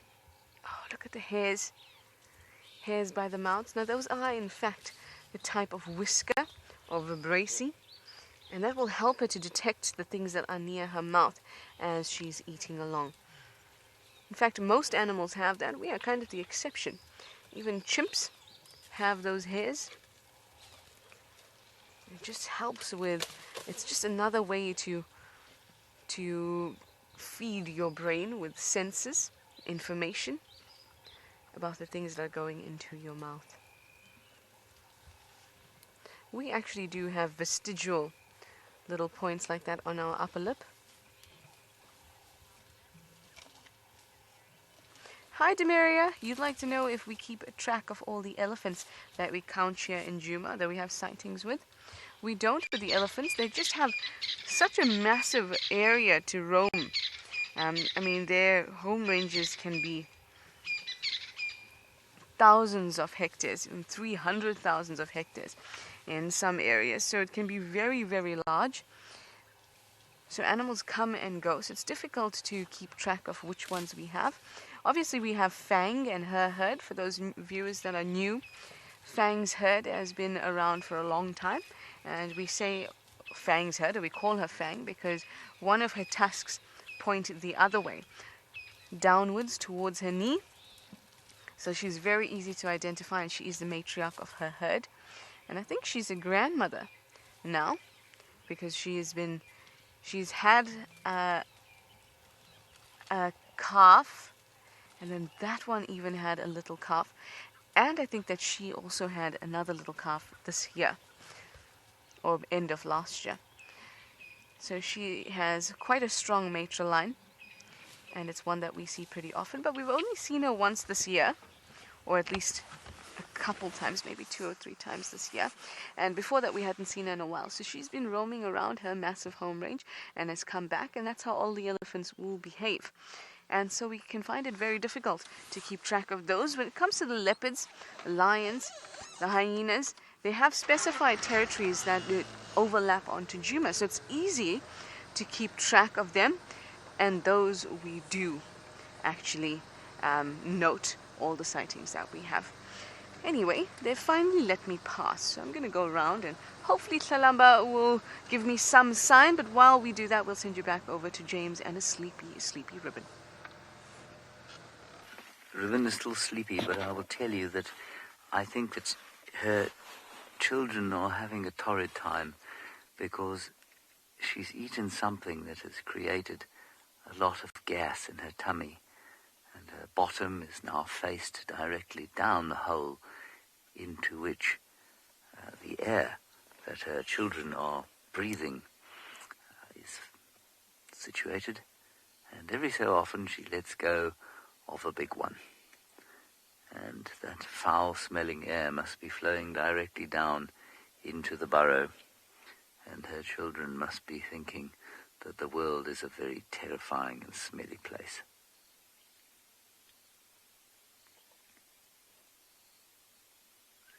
It is deeply unpleasant, imagining what it must smell like down there, combined with 2 weeks' worth of muck, general hyena, personal hygiene, and now every 2 or 3 minutes a green and noxious cloud is being added to the mix. So far there's been no movement of a cub, but Ribbon is very uncomfortable because she's so full.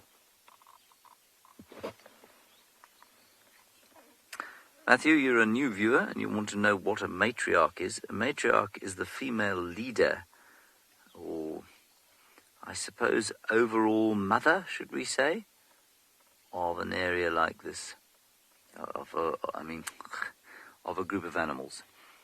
So you might use it for hyenas, you might use it for elephants as well, although their roles are distinctly different. She just did it again. Yeah, I think maybe my shoe was not particularly clean when she had a go at it. So does that explain what a matriarch is, Matthew?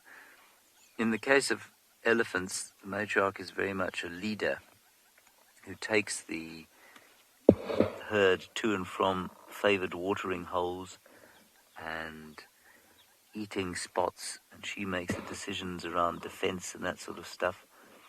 Whereas the matriarch, in the case of the hyenas, is very different. She is a mafia leader. She takes what she can, she eats the most, and her life and her status are precarious and enforced through violence.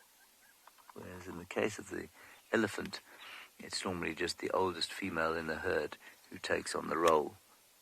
She's almost a reluctant leader in the case of the elephants.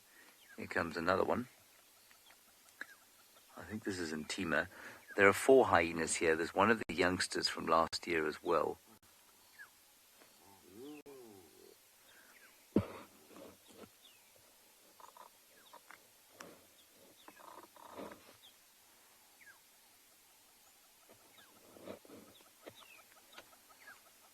Oof, they've all eaten. She's just gone off to have a swim. She's got mud all over her belly. Also obviously quite interested to see the youngsters, a bit like us.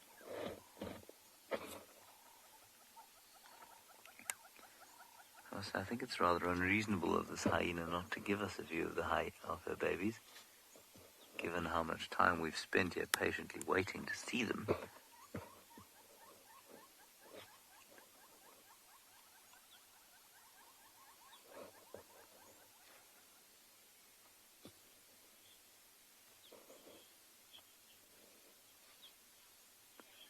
No, young tail, I've got no news on Corky. For those of you who don't know, Corky was the matriarch before Ribbon, and quite interestingly was removed by violence through a fight.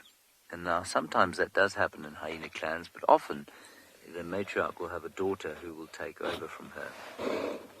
Corky didn't have any daughters of an age to take over from her, and obviously as she got a little older, perceived weakness was picked up by Ribbon, and Ribbon took the advantage. And quite interestingly, Ribbon was fairly low ranking as far as I can remember before she took over. So she plotted her revenge from low down. Corky apparently last seen on the 17th of March. So she's probably still around. She'll still be part of the clan, but she'll just have to watch herself. Apparently she was looking fine. And she was with Ribbon, no doubt, no less.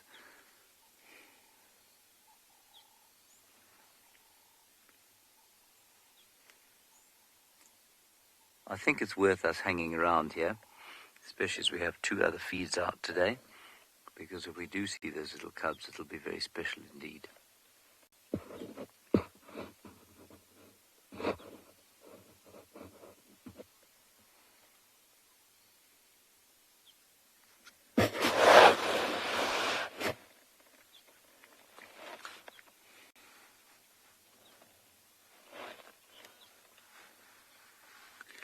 Tshalas are still with their elephant herd, and I think they're about to arrive at the water.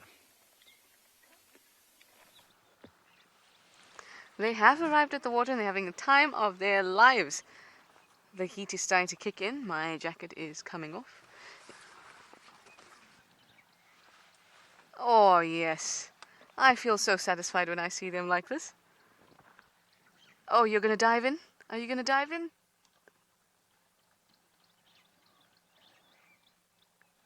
I want you to listen. You'll be able to hear them.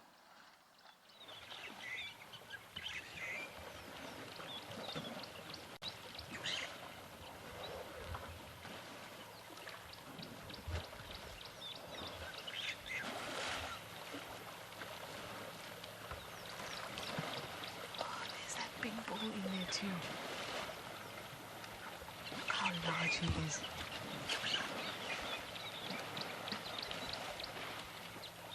Oh, this is what I've been waiting for at People's Hook Dam.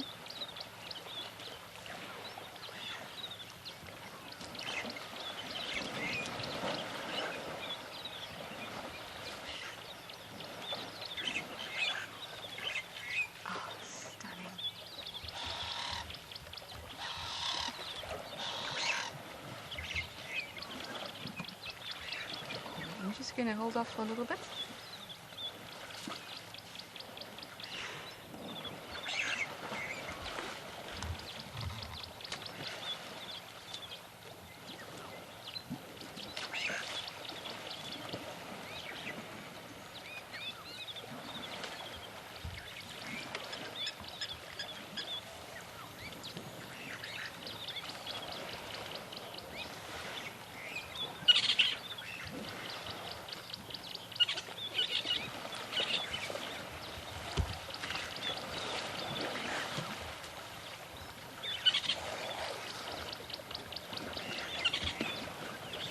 How wonderful, all these elephants having the time of their life with a bit of a pool party here at the dam. Absolutely stunning, just listen.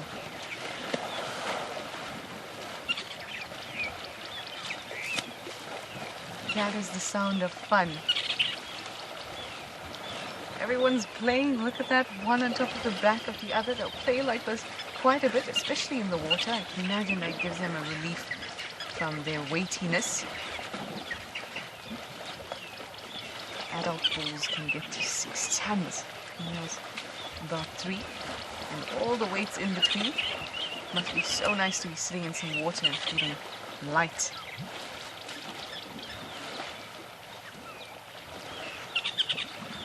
We're waiting for that large one to get in, but it's taking its time. Fully submerged, some of them.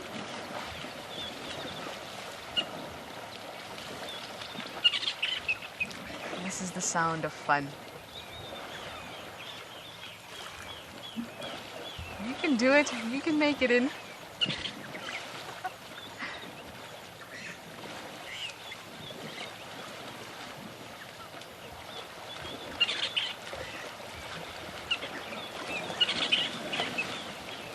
It's gorgeous. It sounds like you're at a water park.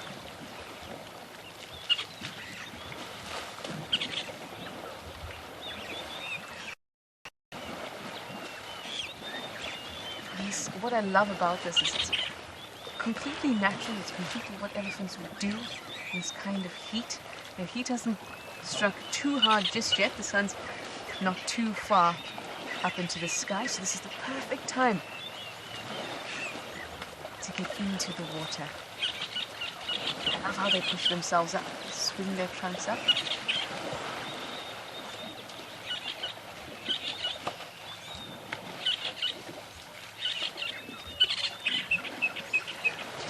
And you'll find how they can submerge their body and put their trunks up so that they can breathe.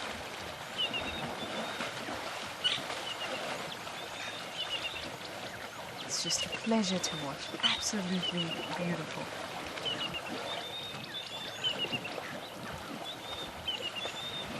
Well, there's about 8 to 10 individuals in this herd, plus there's that large bull, that one that just sat down in the water.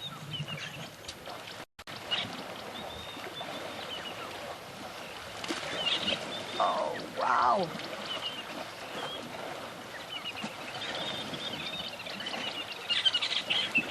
Fully submerging. This is so amazing.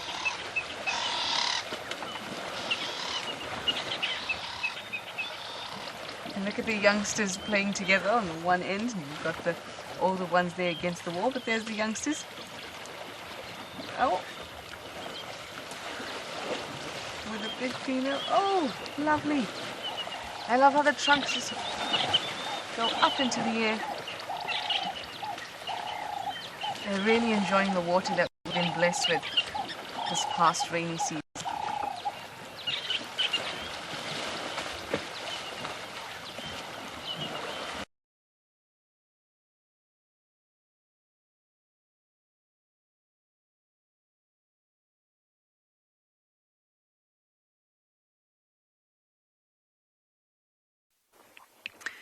Sorry about that technical glitch there. We're still sitting here with our hyena, and she's just lifted her head up because in the distance there is another hyena going. One we're hoping is going to precipitate some sort of action here, where Ribbon, the matriarch of the Juma clan, perhaps will stick her head into the den and bring her little babies out to see us.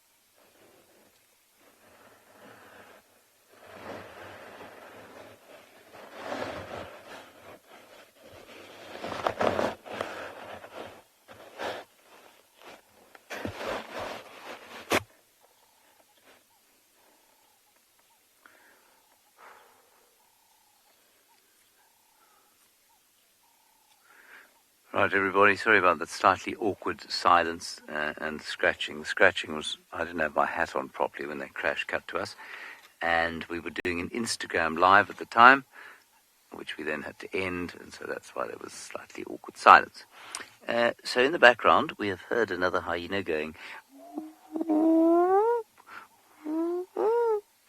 and she's now stopped doing that, but it has woken Ribbon up slightly. She's sighing deeply, but as yet has not made any effort to put her bottom into the den and draw her cubs out to feed them. But she is looking quite restless, so I still think it's worth hanging around here to see what is going to transpire.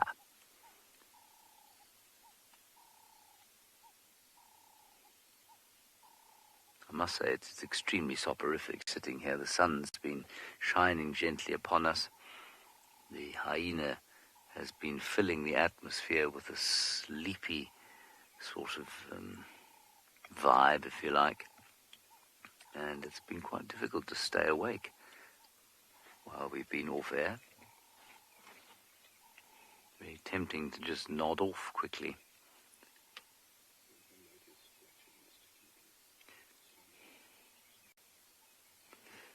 Right, Tshalas managed to sort out her technical glitches. Let's go back to the dam with the elephants. I have managed to sort out the technical glitches by just a little bit of a move off the car. And they're still having the time of their lives, which I'm thrilled about.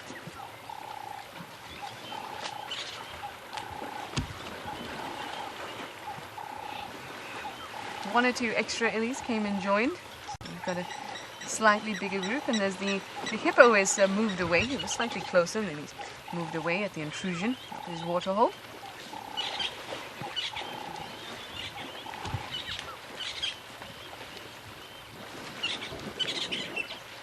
I really like when they pick their heads up like that.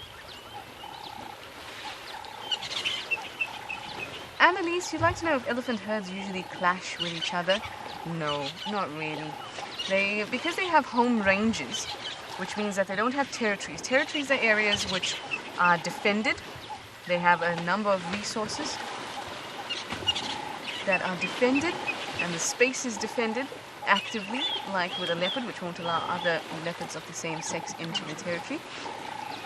Home ranges, on the other hand, are just areas in which an animal moves, and it's not defended. So elephants have home ranges that extend hundreds to thousands kilometers, or of hectares rather, and they don't defend these areas, and they can move freely even further than that if they really want to. The only time there's really any clash is when two strong, large musk bulls of similar ages compete for females. Other than that, they're pretty peaceful, and a lot of the time within the same area are multiple mature lines of elephants that are related even distantly.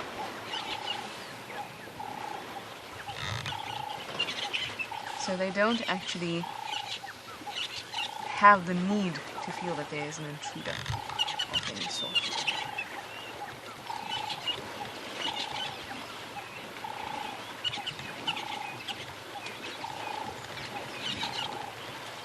I really enjoy seeing how happy they are, in the sense that all this weight that's carried around gets a bit of a relief, and you can almost see it.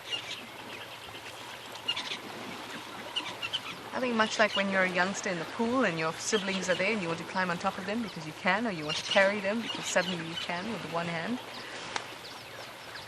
I think they feel the same.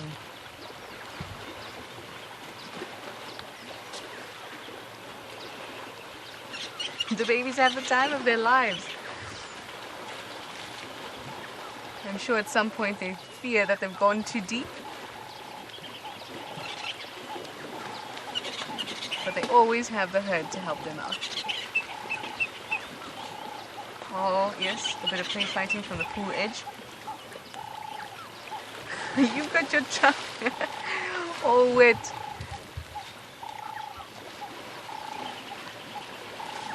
I think there's a pair of romancing individuals on the far end that this group is now going to intrude.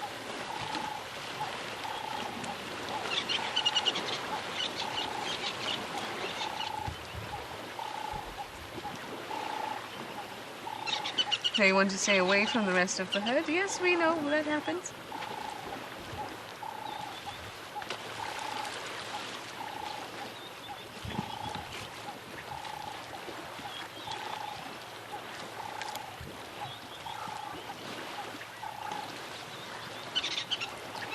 Chris, you'd like to know what the bird is that's calling in the background. Are you talking about the squeaky one that's going squish, squish, squish, squish? Those are red-billed buffalo weavers that are up in the nest. They're always in these nests by Buffelshoek Dam. Davy the Great will now show you. There you go. There we go, squeaking along.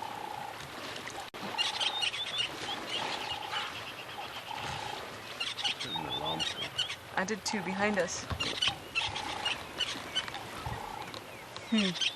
Okay, guys, so we've just heard an alarm call. It wasn't very, very loud. There it is. Okay, we gotta go. We gotta go. I'm sorry to cut this short, but hopefully they'll still be here if we can't find it. But I heard an alarm call. Now, this is the area that Lalamba was in last night.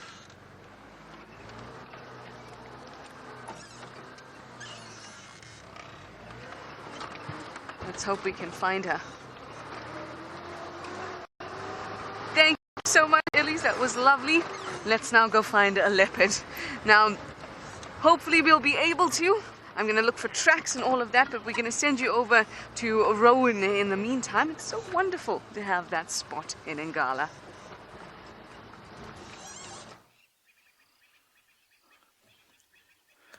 Welcome back to Ngala. So while Tshalas goes and looks for whatever was alarm calling at or tracks of whatever predator, we just found a herd of zebra. You can see there's a youngster just to the right of it, and all of them are just coming for a drink. Stunning animals. It's actually quite nice how their colors pop out. The black and white pops out in contrast to the dried grass. Now, it's amazing to see how quickly the grass is drying up in this area as well. So we're quite lucky it's not that warm yet anymore. We've got a bit of cloud cover coming over and sheltering us a little bit. You can see later in the morning and then later during the day, a lot of zebra, wildebeest, impala, everything would kind of make their way towards water. Beautiful, beautiful, beautiful colors. It just looks like the one still drinking. The one very interested in us. See the constant wagging of the tail, chase away flies. No, Marcel was complaining about that a little bit earlier, that we have a whole bunch of flies following us around on the vehicle. It's starting to make their way back into the thicket. So a group of zebra like this is known as a dazzle, and aren't they just dazzling? Oh, the baby's going for a drink. I often find it quite hilarious how some of these babies, they try force the milk out of the mom. So you'll find them quite aggressively almost punch their head into the teat.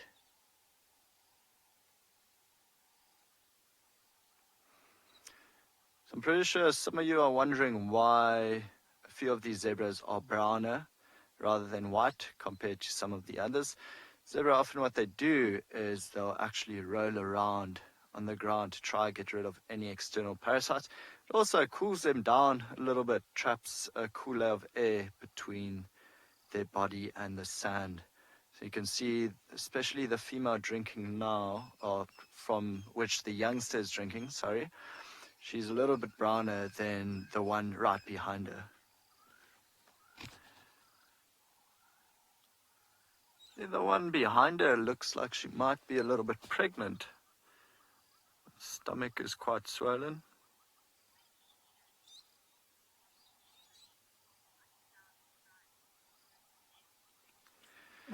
So as Jerry's just asked whether we are allowed to drive off-road here. Jerry, we are, for a number of things, which include the big five: lion, leopard, buffalo, rhino, elephant, cheetah if we do find them, wild dog, so anything's rather the bigger predator animals. We're not going to start going off-road for things like zebra, just because we see them rather often and almost everywhere. It's just that if we start going off-road for basically any animal that we do see, we're not going to have any grass left, because we compact the grass and also compact the soil, and then nothing will grow on Ngala anymore. But yeah, very good question, Jerry. We do go off-road for certain animals, and then we can't go off-road for certain others. So what our plan is now is we're going to head into the Timbavati riverbed and then turn west and go a little bit further in. See if we can find any fresh tracks or sign of a different pride of lions, or maybe just one of the Ross males in this area walking around. No, Yapi and Nikki, they are still in the area where we left the tracks yesterday. They're looking for any fresh sign. And then Andre and Sean, they're helping me out in the center of the reserve.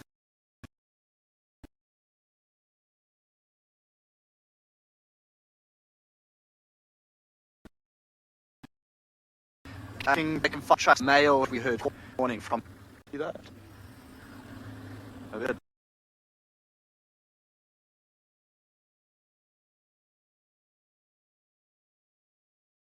Probably a diker. Okay. Alright, I think we lost you guys there for a little while. There's a little diker scooting along the edge of the river. Those are running a little bit too fast for us to catch on camera. Sorry about the breakup.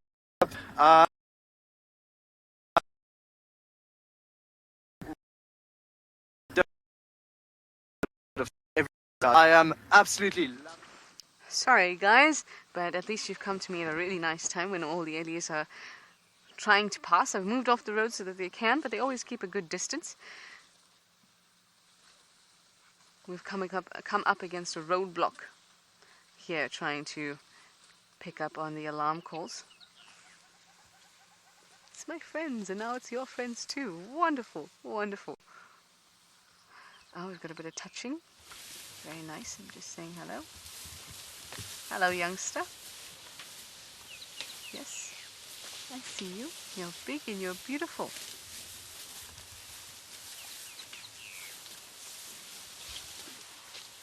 This is a huge herd. They're also heading to the dam. When we first saw them, we thought, oh, they're just about 8 or 10, and then it became 12, and now it's going to become 20. So it'll become very, very big, I think, and I suspect that there are others that are coming along too. Hello, you. I see you too.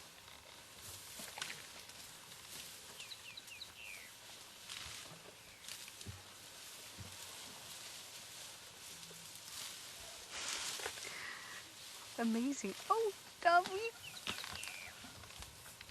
Hello, littlest friend in the herd.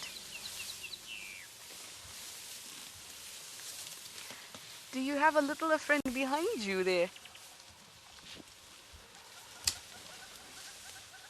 Oh, it's moved away. Here, last big girl to walk past. Haven't heard the alarm calls again, but I suspect... Oh, that was a trumpet. How nice.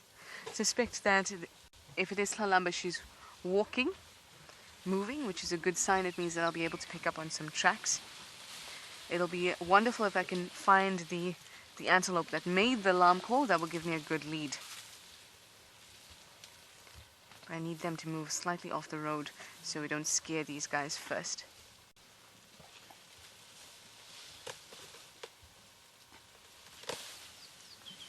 Okay, I think I can hear ahead of us, but we're going to get back onto the road. Okay, no, someone's not happy. Alright, I'm waiting for it to back up. Alright, we're going to be on our way then, and we'll send you back to James, who has another hyena at the den. Yes, we still have our hyenas at the den. We've had Ntima come wandering past again, twice. But since then, not a great deal, as you can see.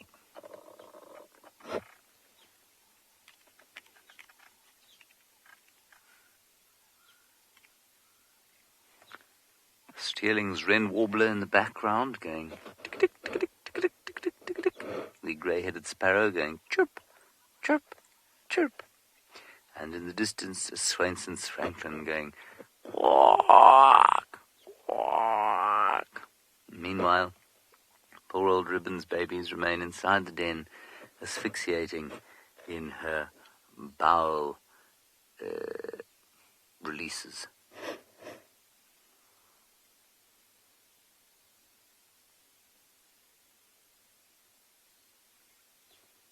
The piece is quite something, though. Just gorgeous. Now, in summertime, it would be beastly hot here, but it's now very pleasant here. Ooh, Rowan's got something nice. It looks like death from above.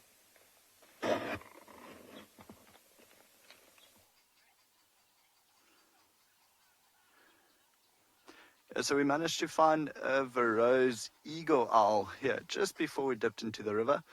The second one flew up just above it in the tree, and that's a jackalberry tree. Though we can't see it now. But yeah, interestingly enough, I remember earlier James was saying that he could hear one of these calling on Juma, and so we often find them around this heavily wooded area along the riverbed, these Varro's eagle owls. So I'm hoping that on your screen, it's a bit tough with the light, but they have the most incredible pink eyelids.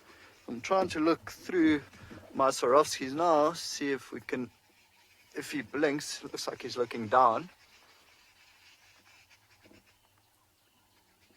Can't exactly see the pink eyelids yet. Maybe just hang in there for a couple of seconds. Maybe he faces us again. I'm saying he and she, I don't really know. I think this might be the male. He did look a little bit smaller than the other one that flew up above it, which would be the female. The females are generally about 30% larger than the males. That's facing us now. Sorry, about 30% heavier and 10% larger. I think it's mostly due to the females being the ones that need to sit on the nest. So while we're sitting here, you can hear the arrow-marked babblers calling and the grey go-away bird calling from behind us. But every now and then there's a faint, quite long whistle of a juvenile Burroughs eagle owl calling. And it might just be that it would be the youngster of these two being in the same area. See, it's cleaning its wings. It's probably very important for owls to have clean wings, because they don't make a sound at all when they fly, when they do go hunting. It's always funny, they always look like they're in such a bad mood. Like a very angry looking bird. So when they do go hunting, this will happen nocturnally. Not quite as angry as the scops. Not quite as angry as the scops, our Marcel says. Oh, look, he's looking down. Might be something moving in the grass. You can see his head or his neck is extended. Probably trying to listen out now for what it think it might have heard. Also, craning its neck like that just gives it a better or different view. Let's see. It'd be interesting to see if he flops down into the grass. Can you just check your comms unit?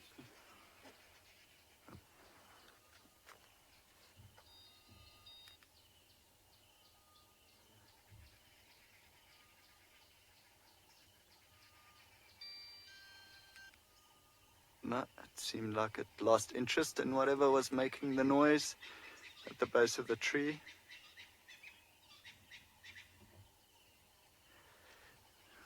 So Anna Marie has asked whether I am an avid birder.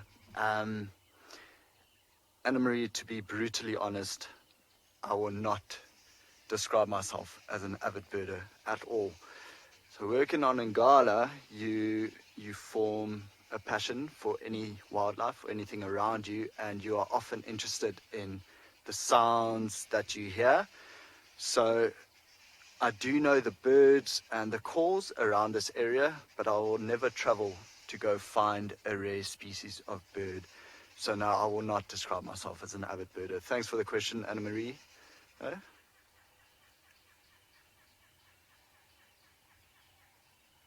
Love how they move their heads slowly from side to side.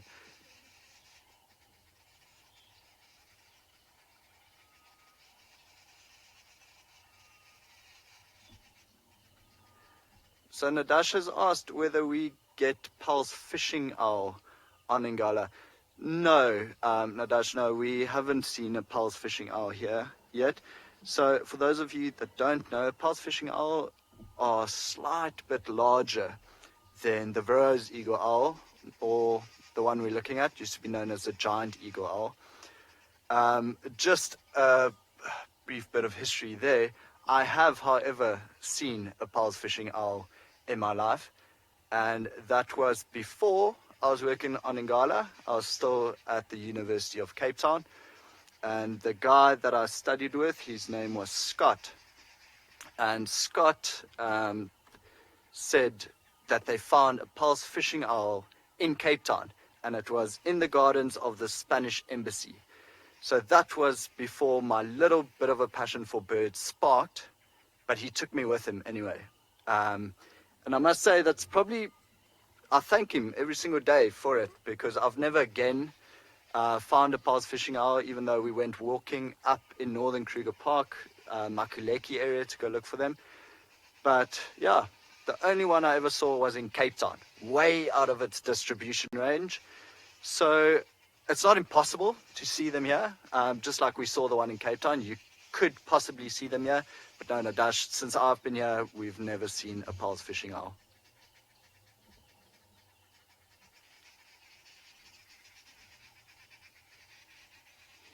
Is this guy falling asleep? Seems so. Being an owl, they'll be mostly nocturnal hunters. And yeah, I think what we'll do is let him fall into his snooze. He's quite safe here. He'll try to stick to thicker trees. Being a predator of the skies, often they'll get mobbed by other birds, especially the arrow-marked babblers that you hear calling in the background. Or often fork-tailed drongos will come and try to chase them away, as they are predators. But for now, we'll just let them be and then continue into the Timbavati riverbed and continue west. Go ahead. Yeah, we got tracks on the drive on full north of Kruger. Animals are heading in a southerly direction, so we're going to try and follow them, the tracks. That's beautiful news. I am gonna check North River then, and yeah, I'll make my way back into the east. Check that towards the... Good news is I just got a call from Nikki. Said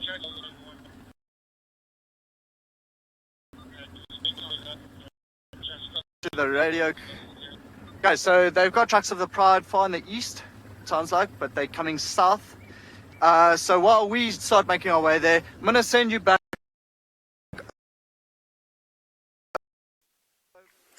We've got still ribbon here. I know I keep saying that, but you know, it's difficult to know what else to say, really.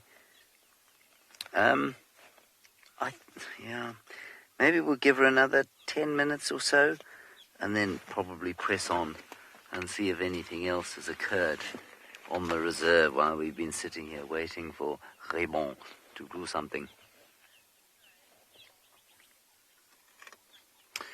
Michael, yeah, I don't know in exactly what way that she would understand the relationship between her and these younger ones, but definitely we see in hyena clans a closeness between siblings that isn't there between less closely related members of the clan, and probably has to do with that major histocompatibility complex, which is a suite of proteins that is unique to everybody, and the closer related you are to somebody else, the more familiar that makes them smell. That major histocompatibility complex is why your children and your parents and your siblings smell relatively familiar, where a stranger from a long way off tends to smell unfamiliar. And these animals pick up kin, we think, through that major histocompatibility complex. That makes sense? And so I'm pretty sure that although there's no ways that she knows they're her siblings, she will feel an affinity to her younger siblings, because they'll smell familiar, they will seem familiar to her, they will feel like family, seem like family. That's if they ever come out of this den.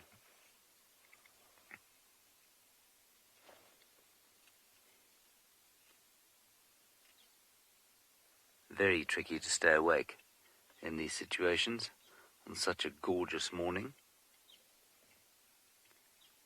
when there seems to be a calming of the atmosphere.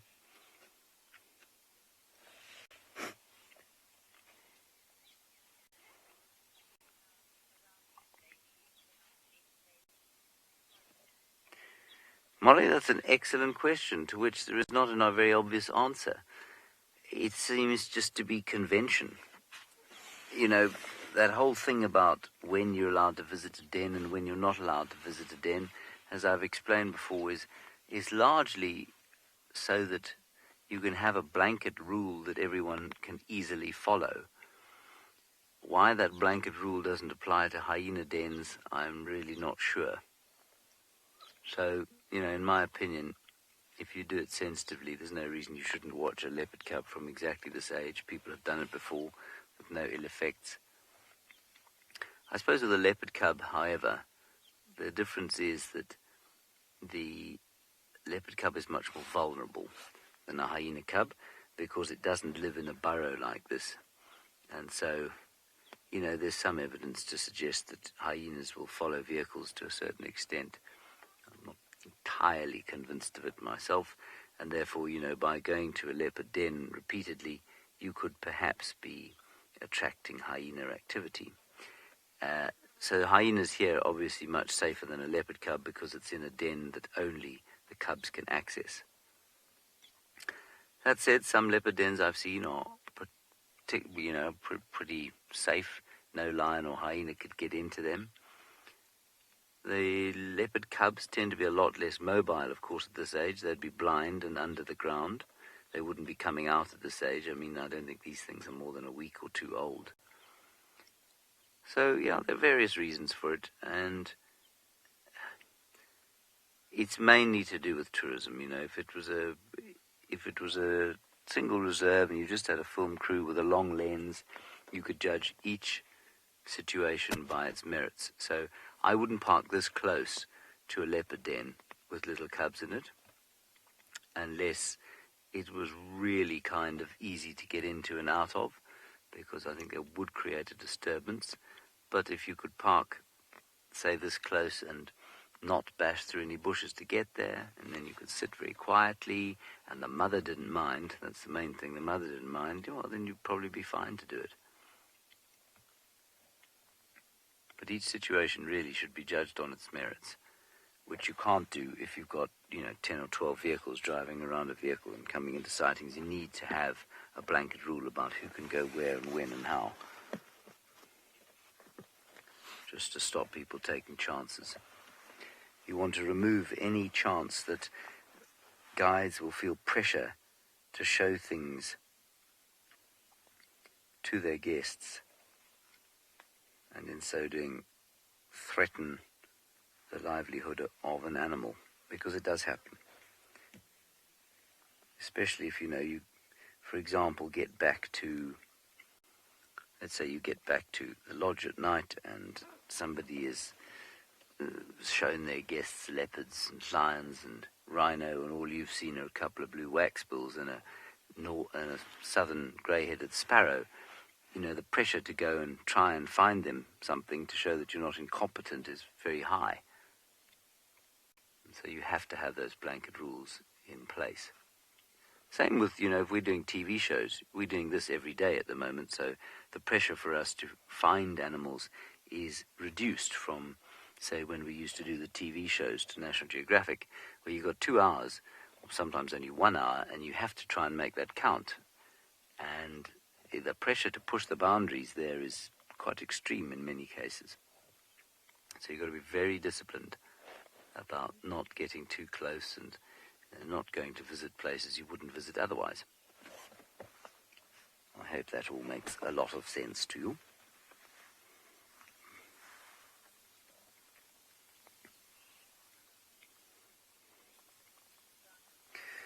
Donna, it's possible that she'll move the cub soon, now that the other hyenas have come past, but I don't think that's why she would move the den. I think the other hyenas have been coming past here since she's been here and since she's birthed the cubs, and it just seems like this is becoming a bit of a central den. You may well find that the others are pregnant, and they might be about to give birth, perhaps. Who knows?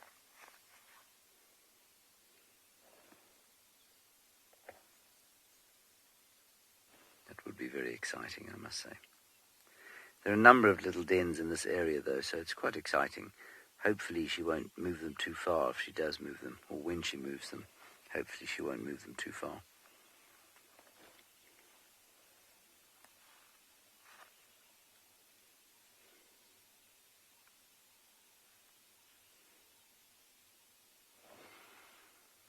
Yeah, I think we're going to probably pack this in now. I don't think we can sit here for too much longer. My bottom will go numb. Owen will fall asleep. I'll also fall asleep. I think we've been sat here about an hour now, Owen. Hour and a bit. So I'm going to give this 5 more minutes, and then we're going to pack it in and see what else this reserve has to offer us today.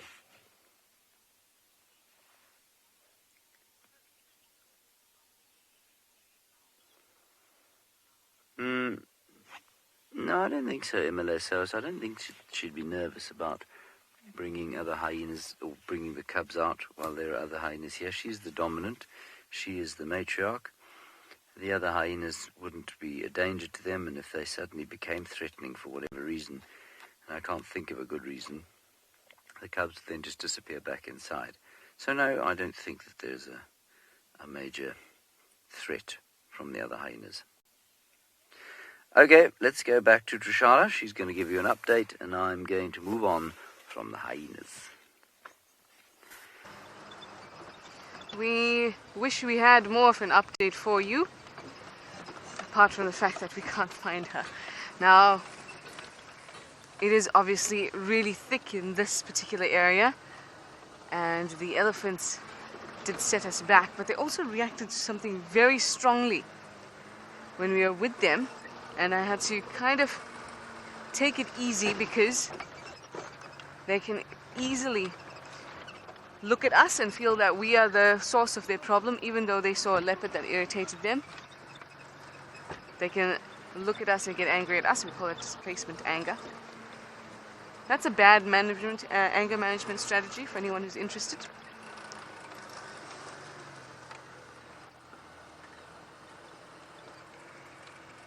Come on, Salamba. Good, I'm going to try to... How's it on your side there, Davi?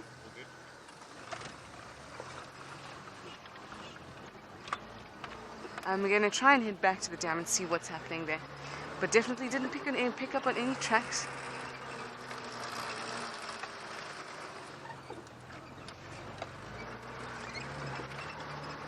Ah, there we go.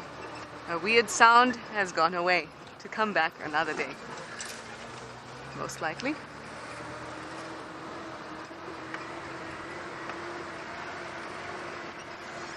Also didn't find the antelope that made the alarm call. It sounded like impala. We know that there were kudu around there, but the alarm call didn't sound like a kudu. Also did a bit of a look around and cheetah cutline. What's nice about cheetah cutline is you can stick your head in or your nose in and look straight down the road to see if there's a predator moving, which is very obvious when you're on the road. The things that your eyes can do is amazing. You can be able to sense shapes, general shape, height off the ground, movement, things like that, without having to know distinctly that I am looking at a leopard. I see spots, which is or rosettes, which is the most defining factor you'd think of.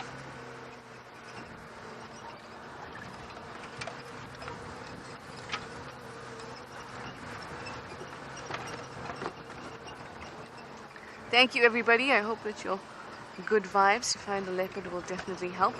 We all know how difficult it can be. And then other times she will just, like we said last night, waltz into another sighting.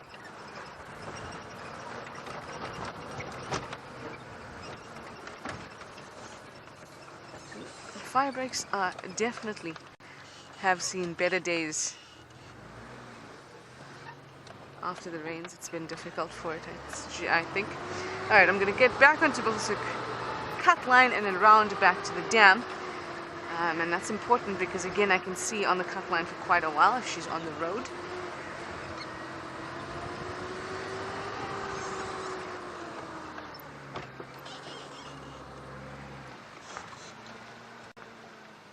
Nothing. Okay. Alright, we're going to head back to the dam and see if we can pick up on something there, but from one person looking for a cat to Rowan looking for a dog.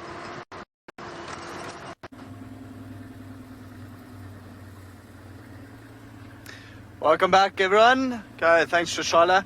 We are now heading back into the east of our reserve. So earlier on the radio, I was speaking to Nikki and Yapi, and they managed to find tracks of the Birmingham Pride coming back down south and a little bit east. So what we are doing at this moment is looping around just on the southern side of where the tracks are coming from, just to see if we can find anything. So we left the plan about going into the Timbavati River and going west. We are now heading east, and we'll actually might dip into the Timbavati River rather soon and drive that section.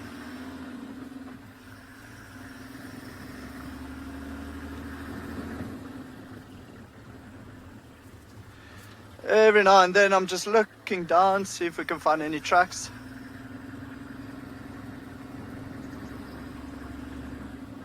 We got a question from Sally asking whether the Rossmales are still with the Birmingham Pride. Sally, they are indeed. I'm going to incorporate your question with Surfer Dude, who asked a question earlier asking how many lions were in the Birmingham Pride.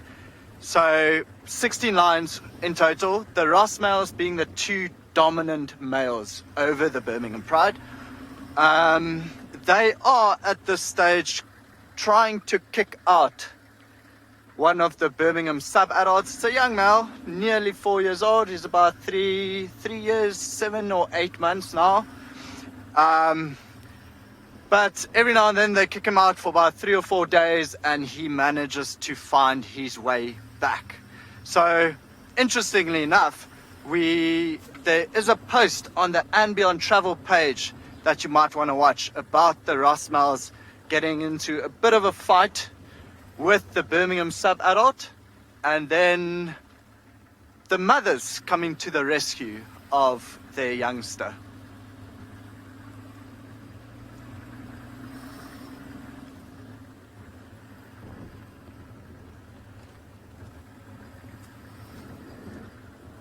Oh, it gets thicker, eh?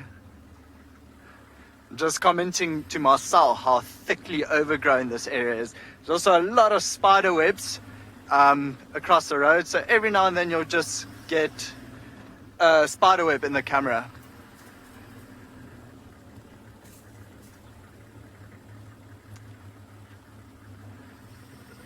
Laura, sorry, I'm struggling with the name a little bit. So I got asked if the Birmingham Pride and the Birmingham Boys are related at all, and yes, indeed they are. In actual fact, I'll be able to point out the sisters of the Birmingham Boys to you if we do manage to find this pride. So the one lioness, she is the mother of the older white lion cub, the male, and she is a sister of the Birmingham Boys. They were in the same litter.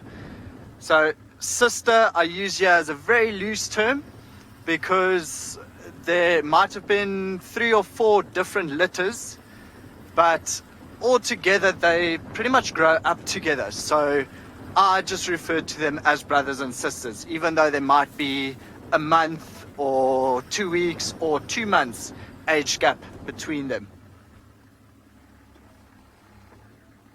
Nothing.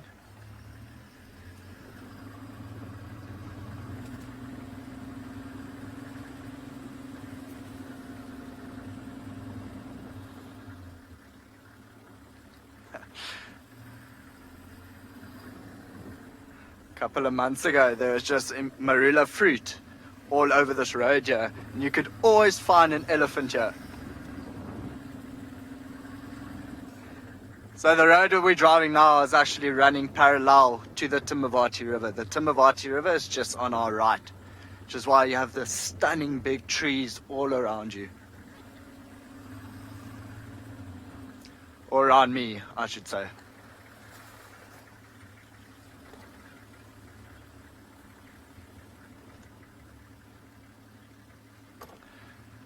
Okay, so while we head into the east and continue looking for tracks of this Birmingham Pride, we're going to send you back to Tshalas, who's at the watering hole with some elephants swimming around.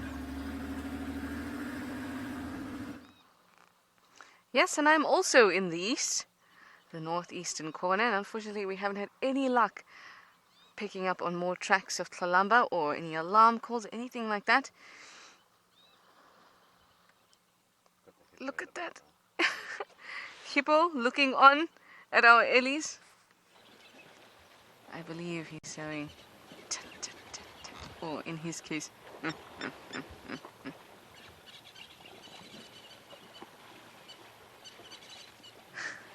the males are getting quite rowdy in the water.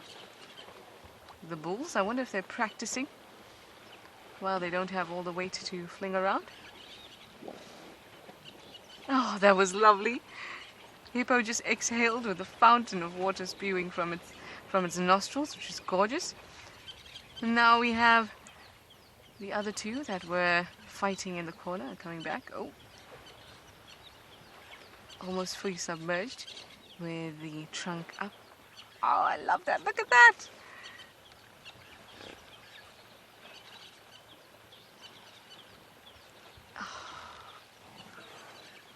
Did you see that exhale? Pushing the water out of the trunk. This is just gorgeous. I don't think we can ever get enough of this. Elephants playing in water and having the time of their lives.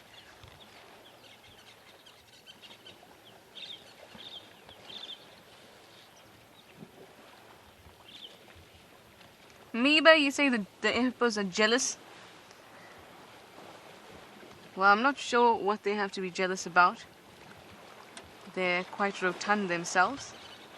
Maybe it's because they can't seem to have as much fun as elephants can. I guess like the saying, blondes have more fun to the hippos, elephants have more fun, and they're not happy about it. But you're so similar, the two of you. Ah, those guys are getting a bit of a snack before they enter the water.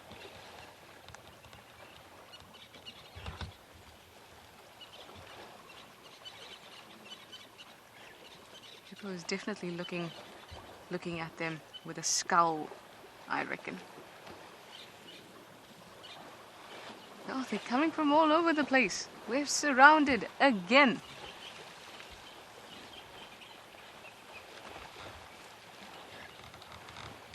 Kyla, you'd like to know if the hippo would ever try to attack the elephants? I think any animal that has ever tried to attack an elephant has learned not to. And that's sheer size. An elephant is large and they're in big numbers. And more so, if you do have an elephant that is by itself, it's usually a large bull who's even bigger than the average female in a herd. But that doesn't mean that hippos won't give it a go. They may try, but that will be usually out of irritation or defense, because this is a hippo's territory. The hippo that's in here, the large male, is the beach master. This is his piece of water. And now he has to share it with these elephants, but he also realizes that the elephants are not a threat. So he's not going to put himself in harm's way when he knows that it's just temporary that these elephants will be around.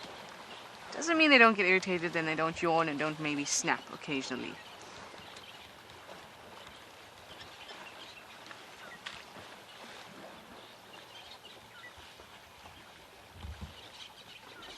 I wonder where these two smart Alecs are going to go down into the water. They've decided to look at me instead.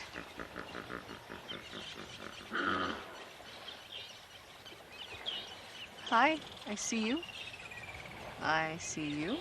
And you have decided to come to see me, haven't you?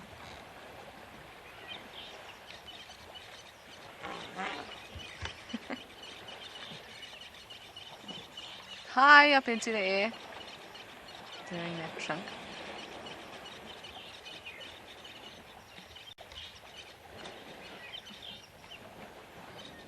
Are you waving at me?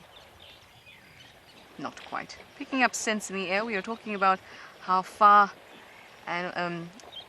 elephants can smell and how well they can. Well, they can actually smell any sort of chemicals like tannins that come off leaves. That's how acute their smell is, or their sense of smell. So before they even start to eat something, they can smell whether it's released tannins or not. And you know, plants are not always tanniny. Sometimes they can be more tannins in the leaves and terpenes in the leaves than at other times. Especially when they bite on one side, then they can smell, and the other side, no, I don't want to eat that. Alright, we're going to enjoy ourselves here for as long as we can, but we'll send you over to James with a kingfisher. This is a lovely sighting of a malachite kingfisher. Just hunting here over this pond. Now, they are a fish-eating kingfisher, the malachites. But I suspect they'll probably eat frogs as well. I'm 99% sure that there are no fish in this particular pond.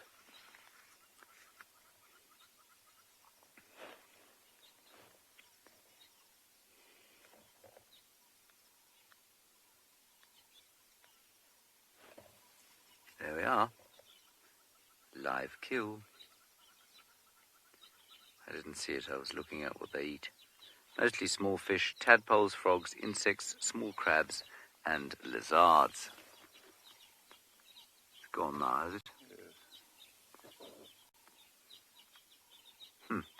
Then, over to the right-hand side, we have got a white-faced whistling duck.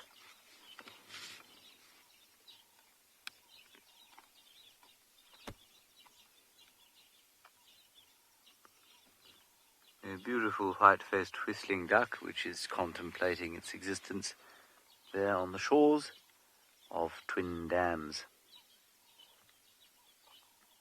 It looks a bit ashamed. Amanda, the most endangered species of bird in Africa. Wow. That's a really good question, to which I'm not rightly sure I know the answer. So the vultures are all critically endangered. What else? Ground hornbills for sure in southern Africa. There's that kingfisher species that was just, no, that's in Malaya. They've just refound it. Thought it was extinct. I don't know. I mean, I know of a number of endangered species, but I don't know which one is the most critically endangered. I suspect a simple Google search would find that for you. That's very interesting.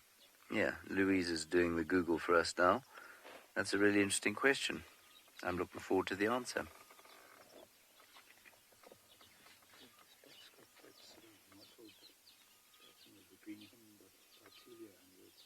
They're beautiful, beautiful plumage. Oh, and just pointing out the plumage on the duck.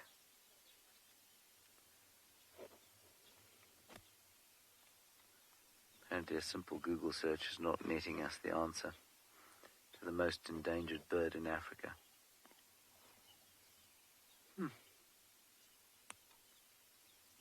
A fine duck. I like ducks. They're a bit like the francolins in that when you examine them closely, they've got magnificent plumage.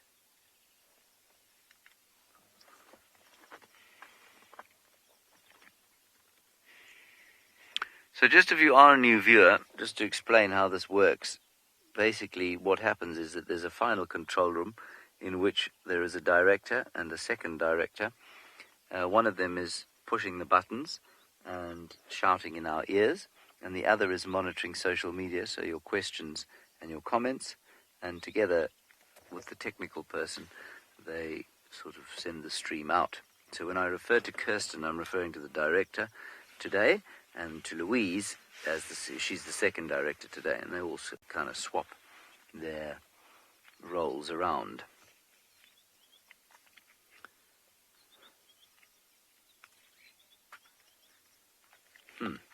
Jojo, you reckon the northern bald ibis is the most endangered bird in Africa? Could be. Some of you are saying a penguin species. I'm not sure which penguin species. Oh, the African penguin. I can't believe that that's the most endangered, but maybe it is. I don't know. Right, the elephants are back in the water with Tshalas, so let's go back to them.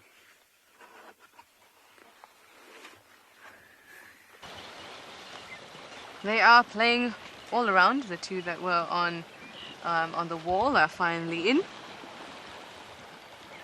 Everyone is having the time of their lives. Oh. There's one that looks like a dolphin. It's picking itself up and then falling like dolphins do. Oh, there we go. Catapulting themselves out of the water and then falling, kind of like a humpback whale breaching, except they can't push themselves out of the water, little elephants. See a tiny in the water. Hello, tiny.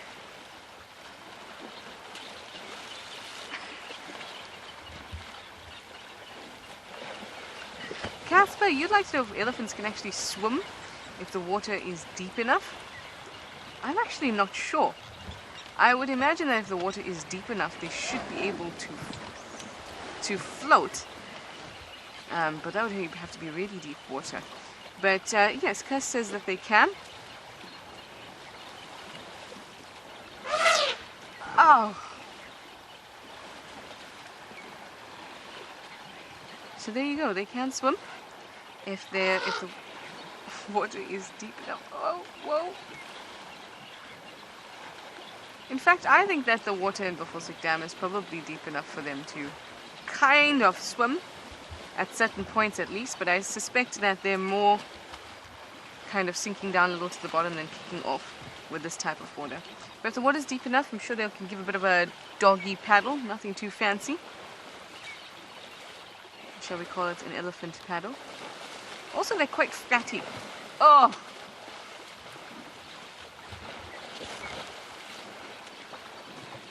Ooh.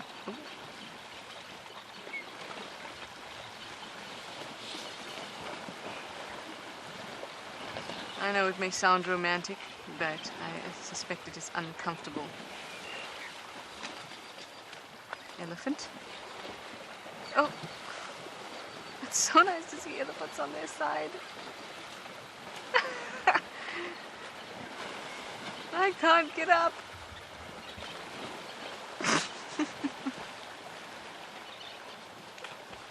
I could sit here the whole day, just watching this one get up.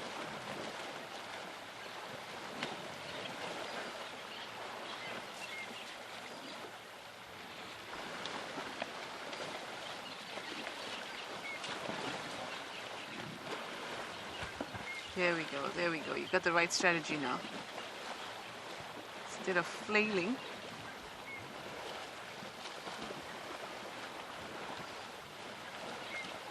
There you go.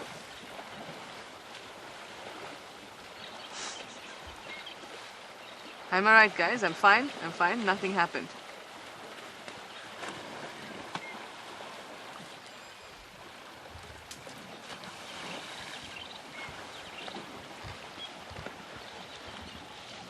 Here's a quieter group.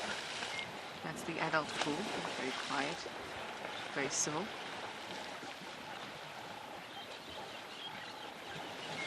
Very nice. Then we have this one that's thrashing around.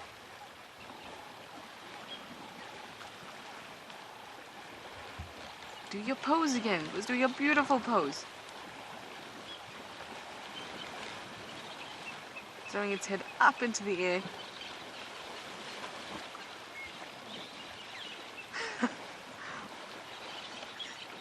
Looked like it said, "Look, I'm dead, guys." He rolled over. No, I'm not. It really is a pool party. It really is. You all are saying that you're smiling watching this. It's hard not to. That one's like, oh, there comes a bigger one. No. Playtime?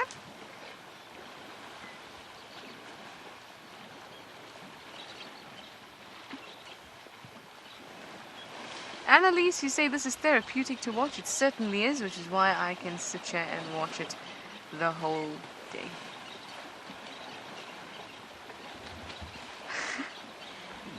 That reminds me of holding on to your mum's back as she walks through the pool.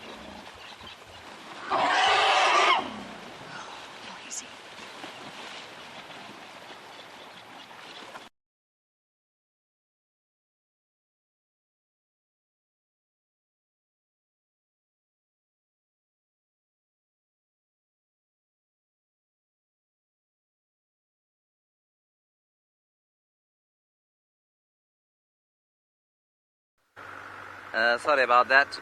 As apparently there's some problem with one of the repeaters. So you're with us now, and we are driving up the central parts of Juma. I just was looking for perhaps the remnants of what that clan was eating, but I see their tracks came from a long way off to the east, and so we're not travelling that way. We'll see what else we can find as we make our way slowly back towards camp for a breakfast of I'm not sure what. Maybe Cocoa Pops and cayenne pepper. Griffin, you want to know if the animals ever interact or get aggressive with the guides? Every time we see an animal, we are having an interaction. Sometimes it's almost imperceptible, like with ribbon. Sometimes it's much more obvious, like when an elephant turns its head, lifts it up, and indicates its displeasure with your presence. Our very presence necessitates, means that we must be having an interaction. It's almost never that an animal will completely and utterly ignore you. It does happen from time to time, especially with, say, lions that are very confident, they know vehicles, and perhaps they're just sleeping in the shade. They will hardly ever even look up. But even if they look up at you, you've had an interaction. So there's an interaction. Do they threaten us? Very seldom. Both here in the Sabi Sands and in the Timbavati, which is where Ngala is, there's a lot of vehicle activity, which means that the animals are almost always used to people. And so for them to be provoked into attacking or charging a vehicle, it doesn't happen very often. At a place like Angola, however, it borders a section of the Kruger National Park which is a wilderness zone into which no vehicles or people are allowed. And so from time to time you do have animals coming out of that wilderness zone that have never seen people before. Very unusually, but you do have it. And those are potentially animals with which you might have an interaction. You're more likely to have an interaction with those sorts of animals than you are with animals here, say, in the Sabi Sands, which will mostly just go about their business. They'll look at you and they'll acknowledge your presence, but then go about their business.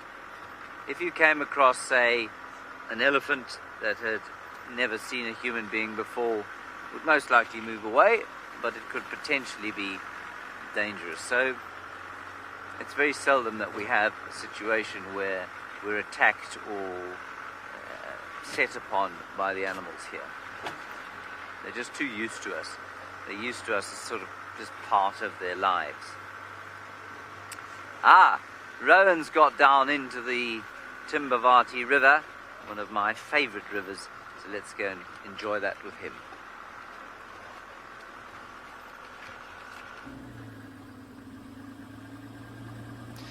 So welcome back. We are now driving in the Timbavati riverbed.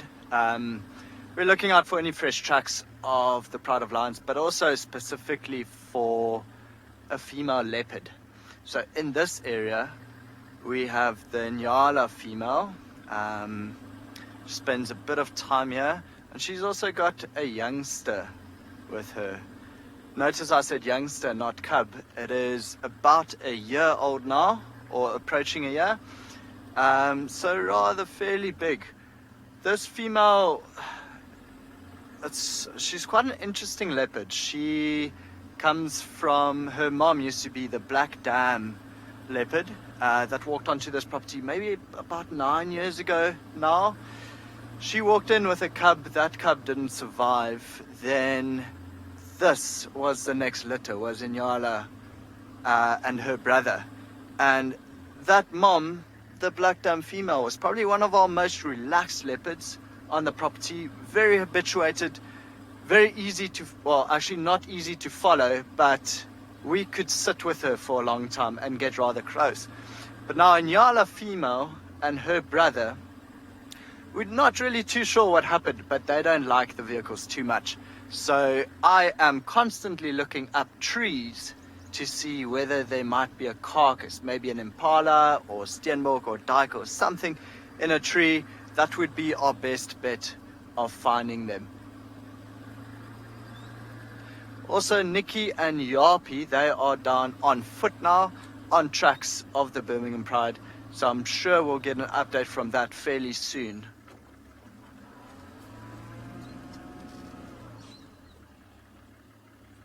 No, false alarm. It's a branch hanging down low.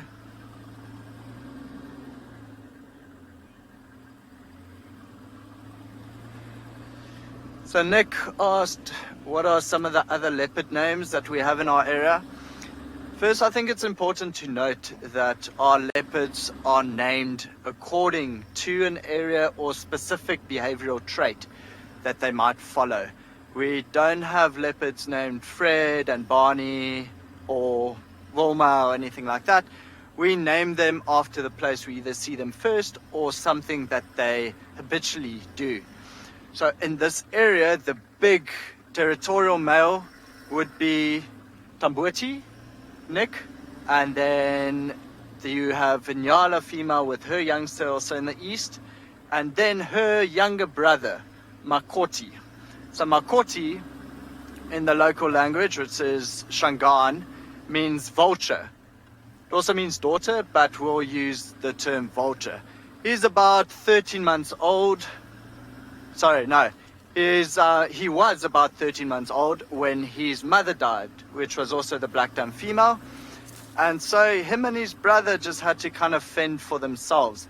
The reason why we chose to call him Makoti specifically is because at the age of about 5 or 6 months, he started taking a liking to climbing trees, and he would climb straight to the top into a vulture's nest and eat the baby vulture.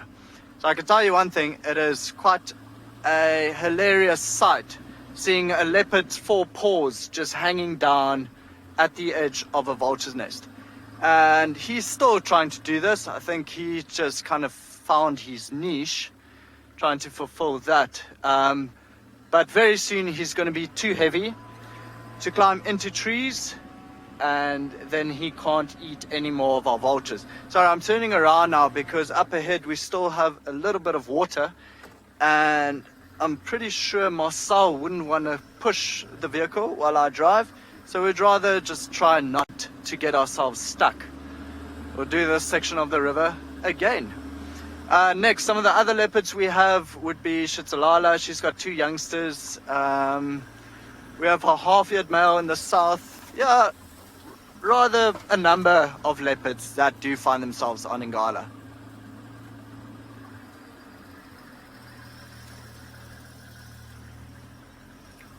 Whew.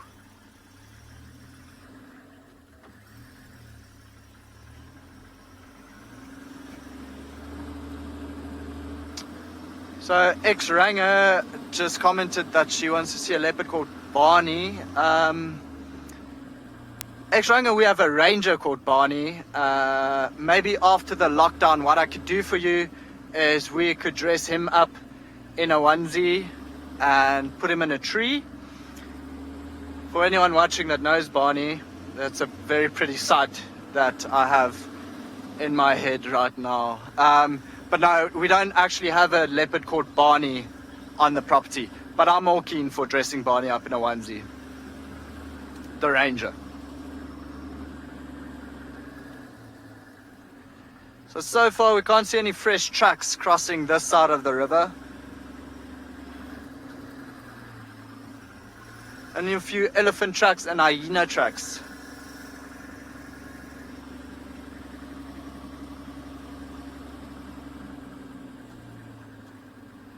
Okay, so while we go back, because we couldn't cross there, Marcel really just doesn't want to push. We are going to send you back to Tshalas with her swimming elephants. I forgot about Marcel. Hello, Marcel. So nice to distantly be able to contact him. Hello. I hope you're enjoying our elephants too, Marcel, even though you're on the back and you can't see anything, but that's okay. I definitely am, and I'm sure that you are too. Things have quietened down just a little bit, but not before there was a lot of trumpeting.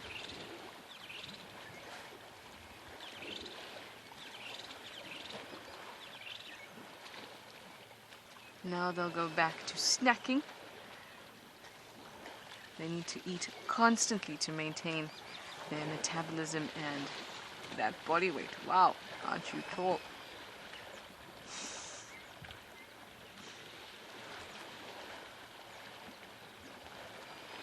That is the life. Snacking, pool party, snacking some more, mate every now and then pool party. Just great.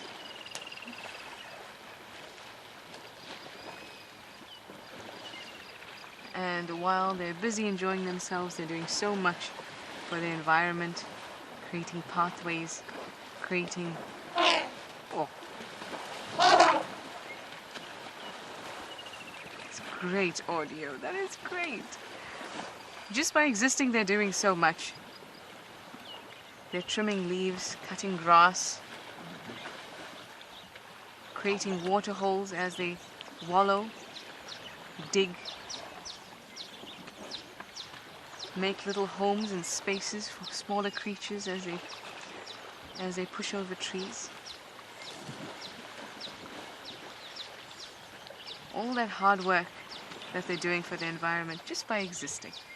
I think having a pool party every day is a good reward for that hard work.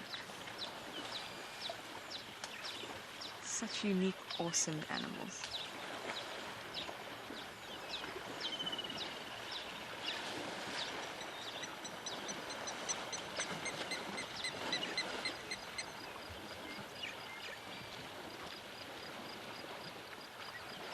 It really is relaxing. I'm so glad that you guys can enjoy it and appreciate just how serene it is. And I know being cooped up at home, you can look out the window, you can go in your backyard and stuff like that, but it's not the same as just being able to watch animals have fun, enjoy themselves, play. Play is so important for all mammals. So much so that we enjoy it even when we see another mammal doing it. It doesn't just have to be us. It's a little slice of what's going on in the outside world and in the wild, even though some of us have to be cooped up at home. I love to be able to bring that to you.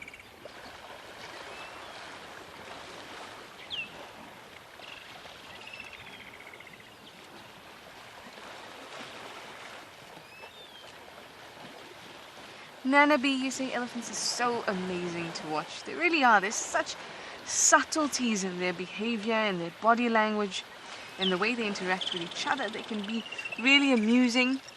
They can be really scary and serious if they want to. They can be playful. They can be posers.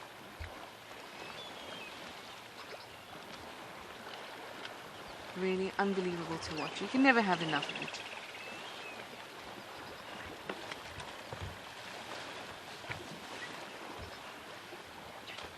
I think the pool party is going to end soon.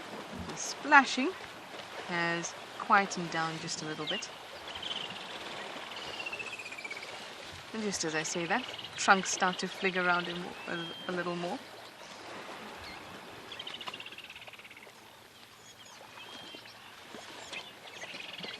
The two at the water's edge at the dam wall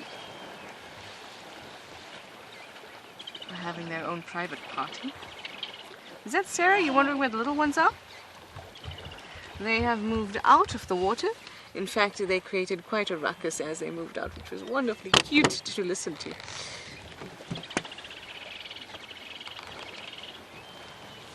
Well, I am disappointed, only slightly, that we couldn't find Kalamba, but we were rewarded with this wonderful experience of the elephants. So thank you guys for joining us, for your questions, your comments. To all the new viewers, I hope you enjoyed yourself. I definitely did. So we'll see you in the afternoon.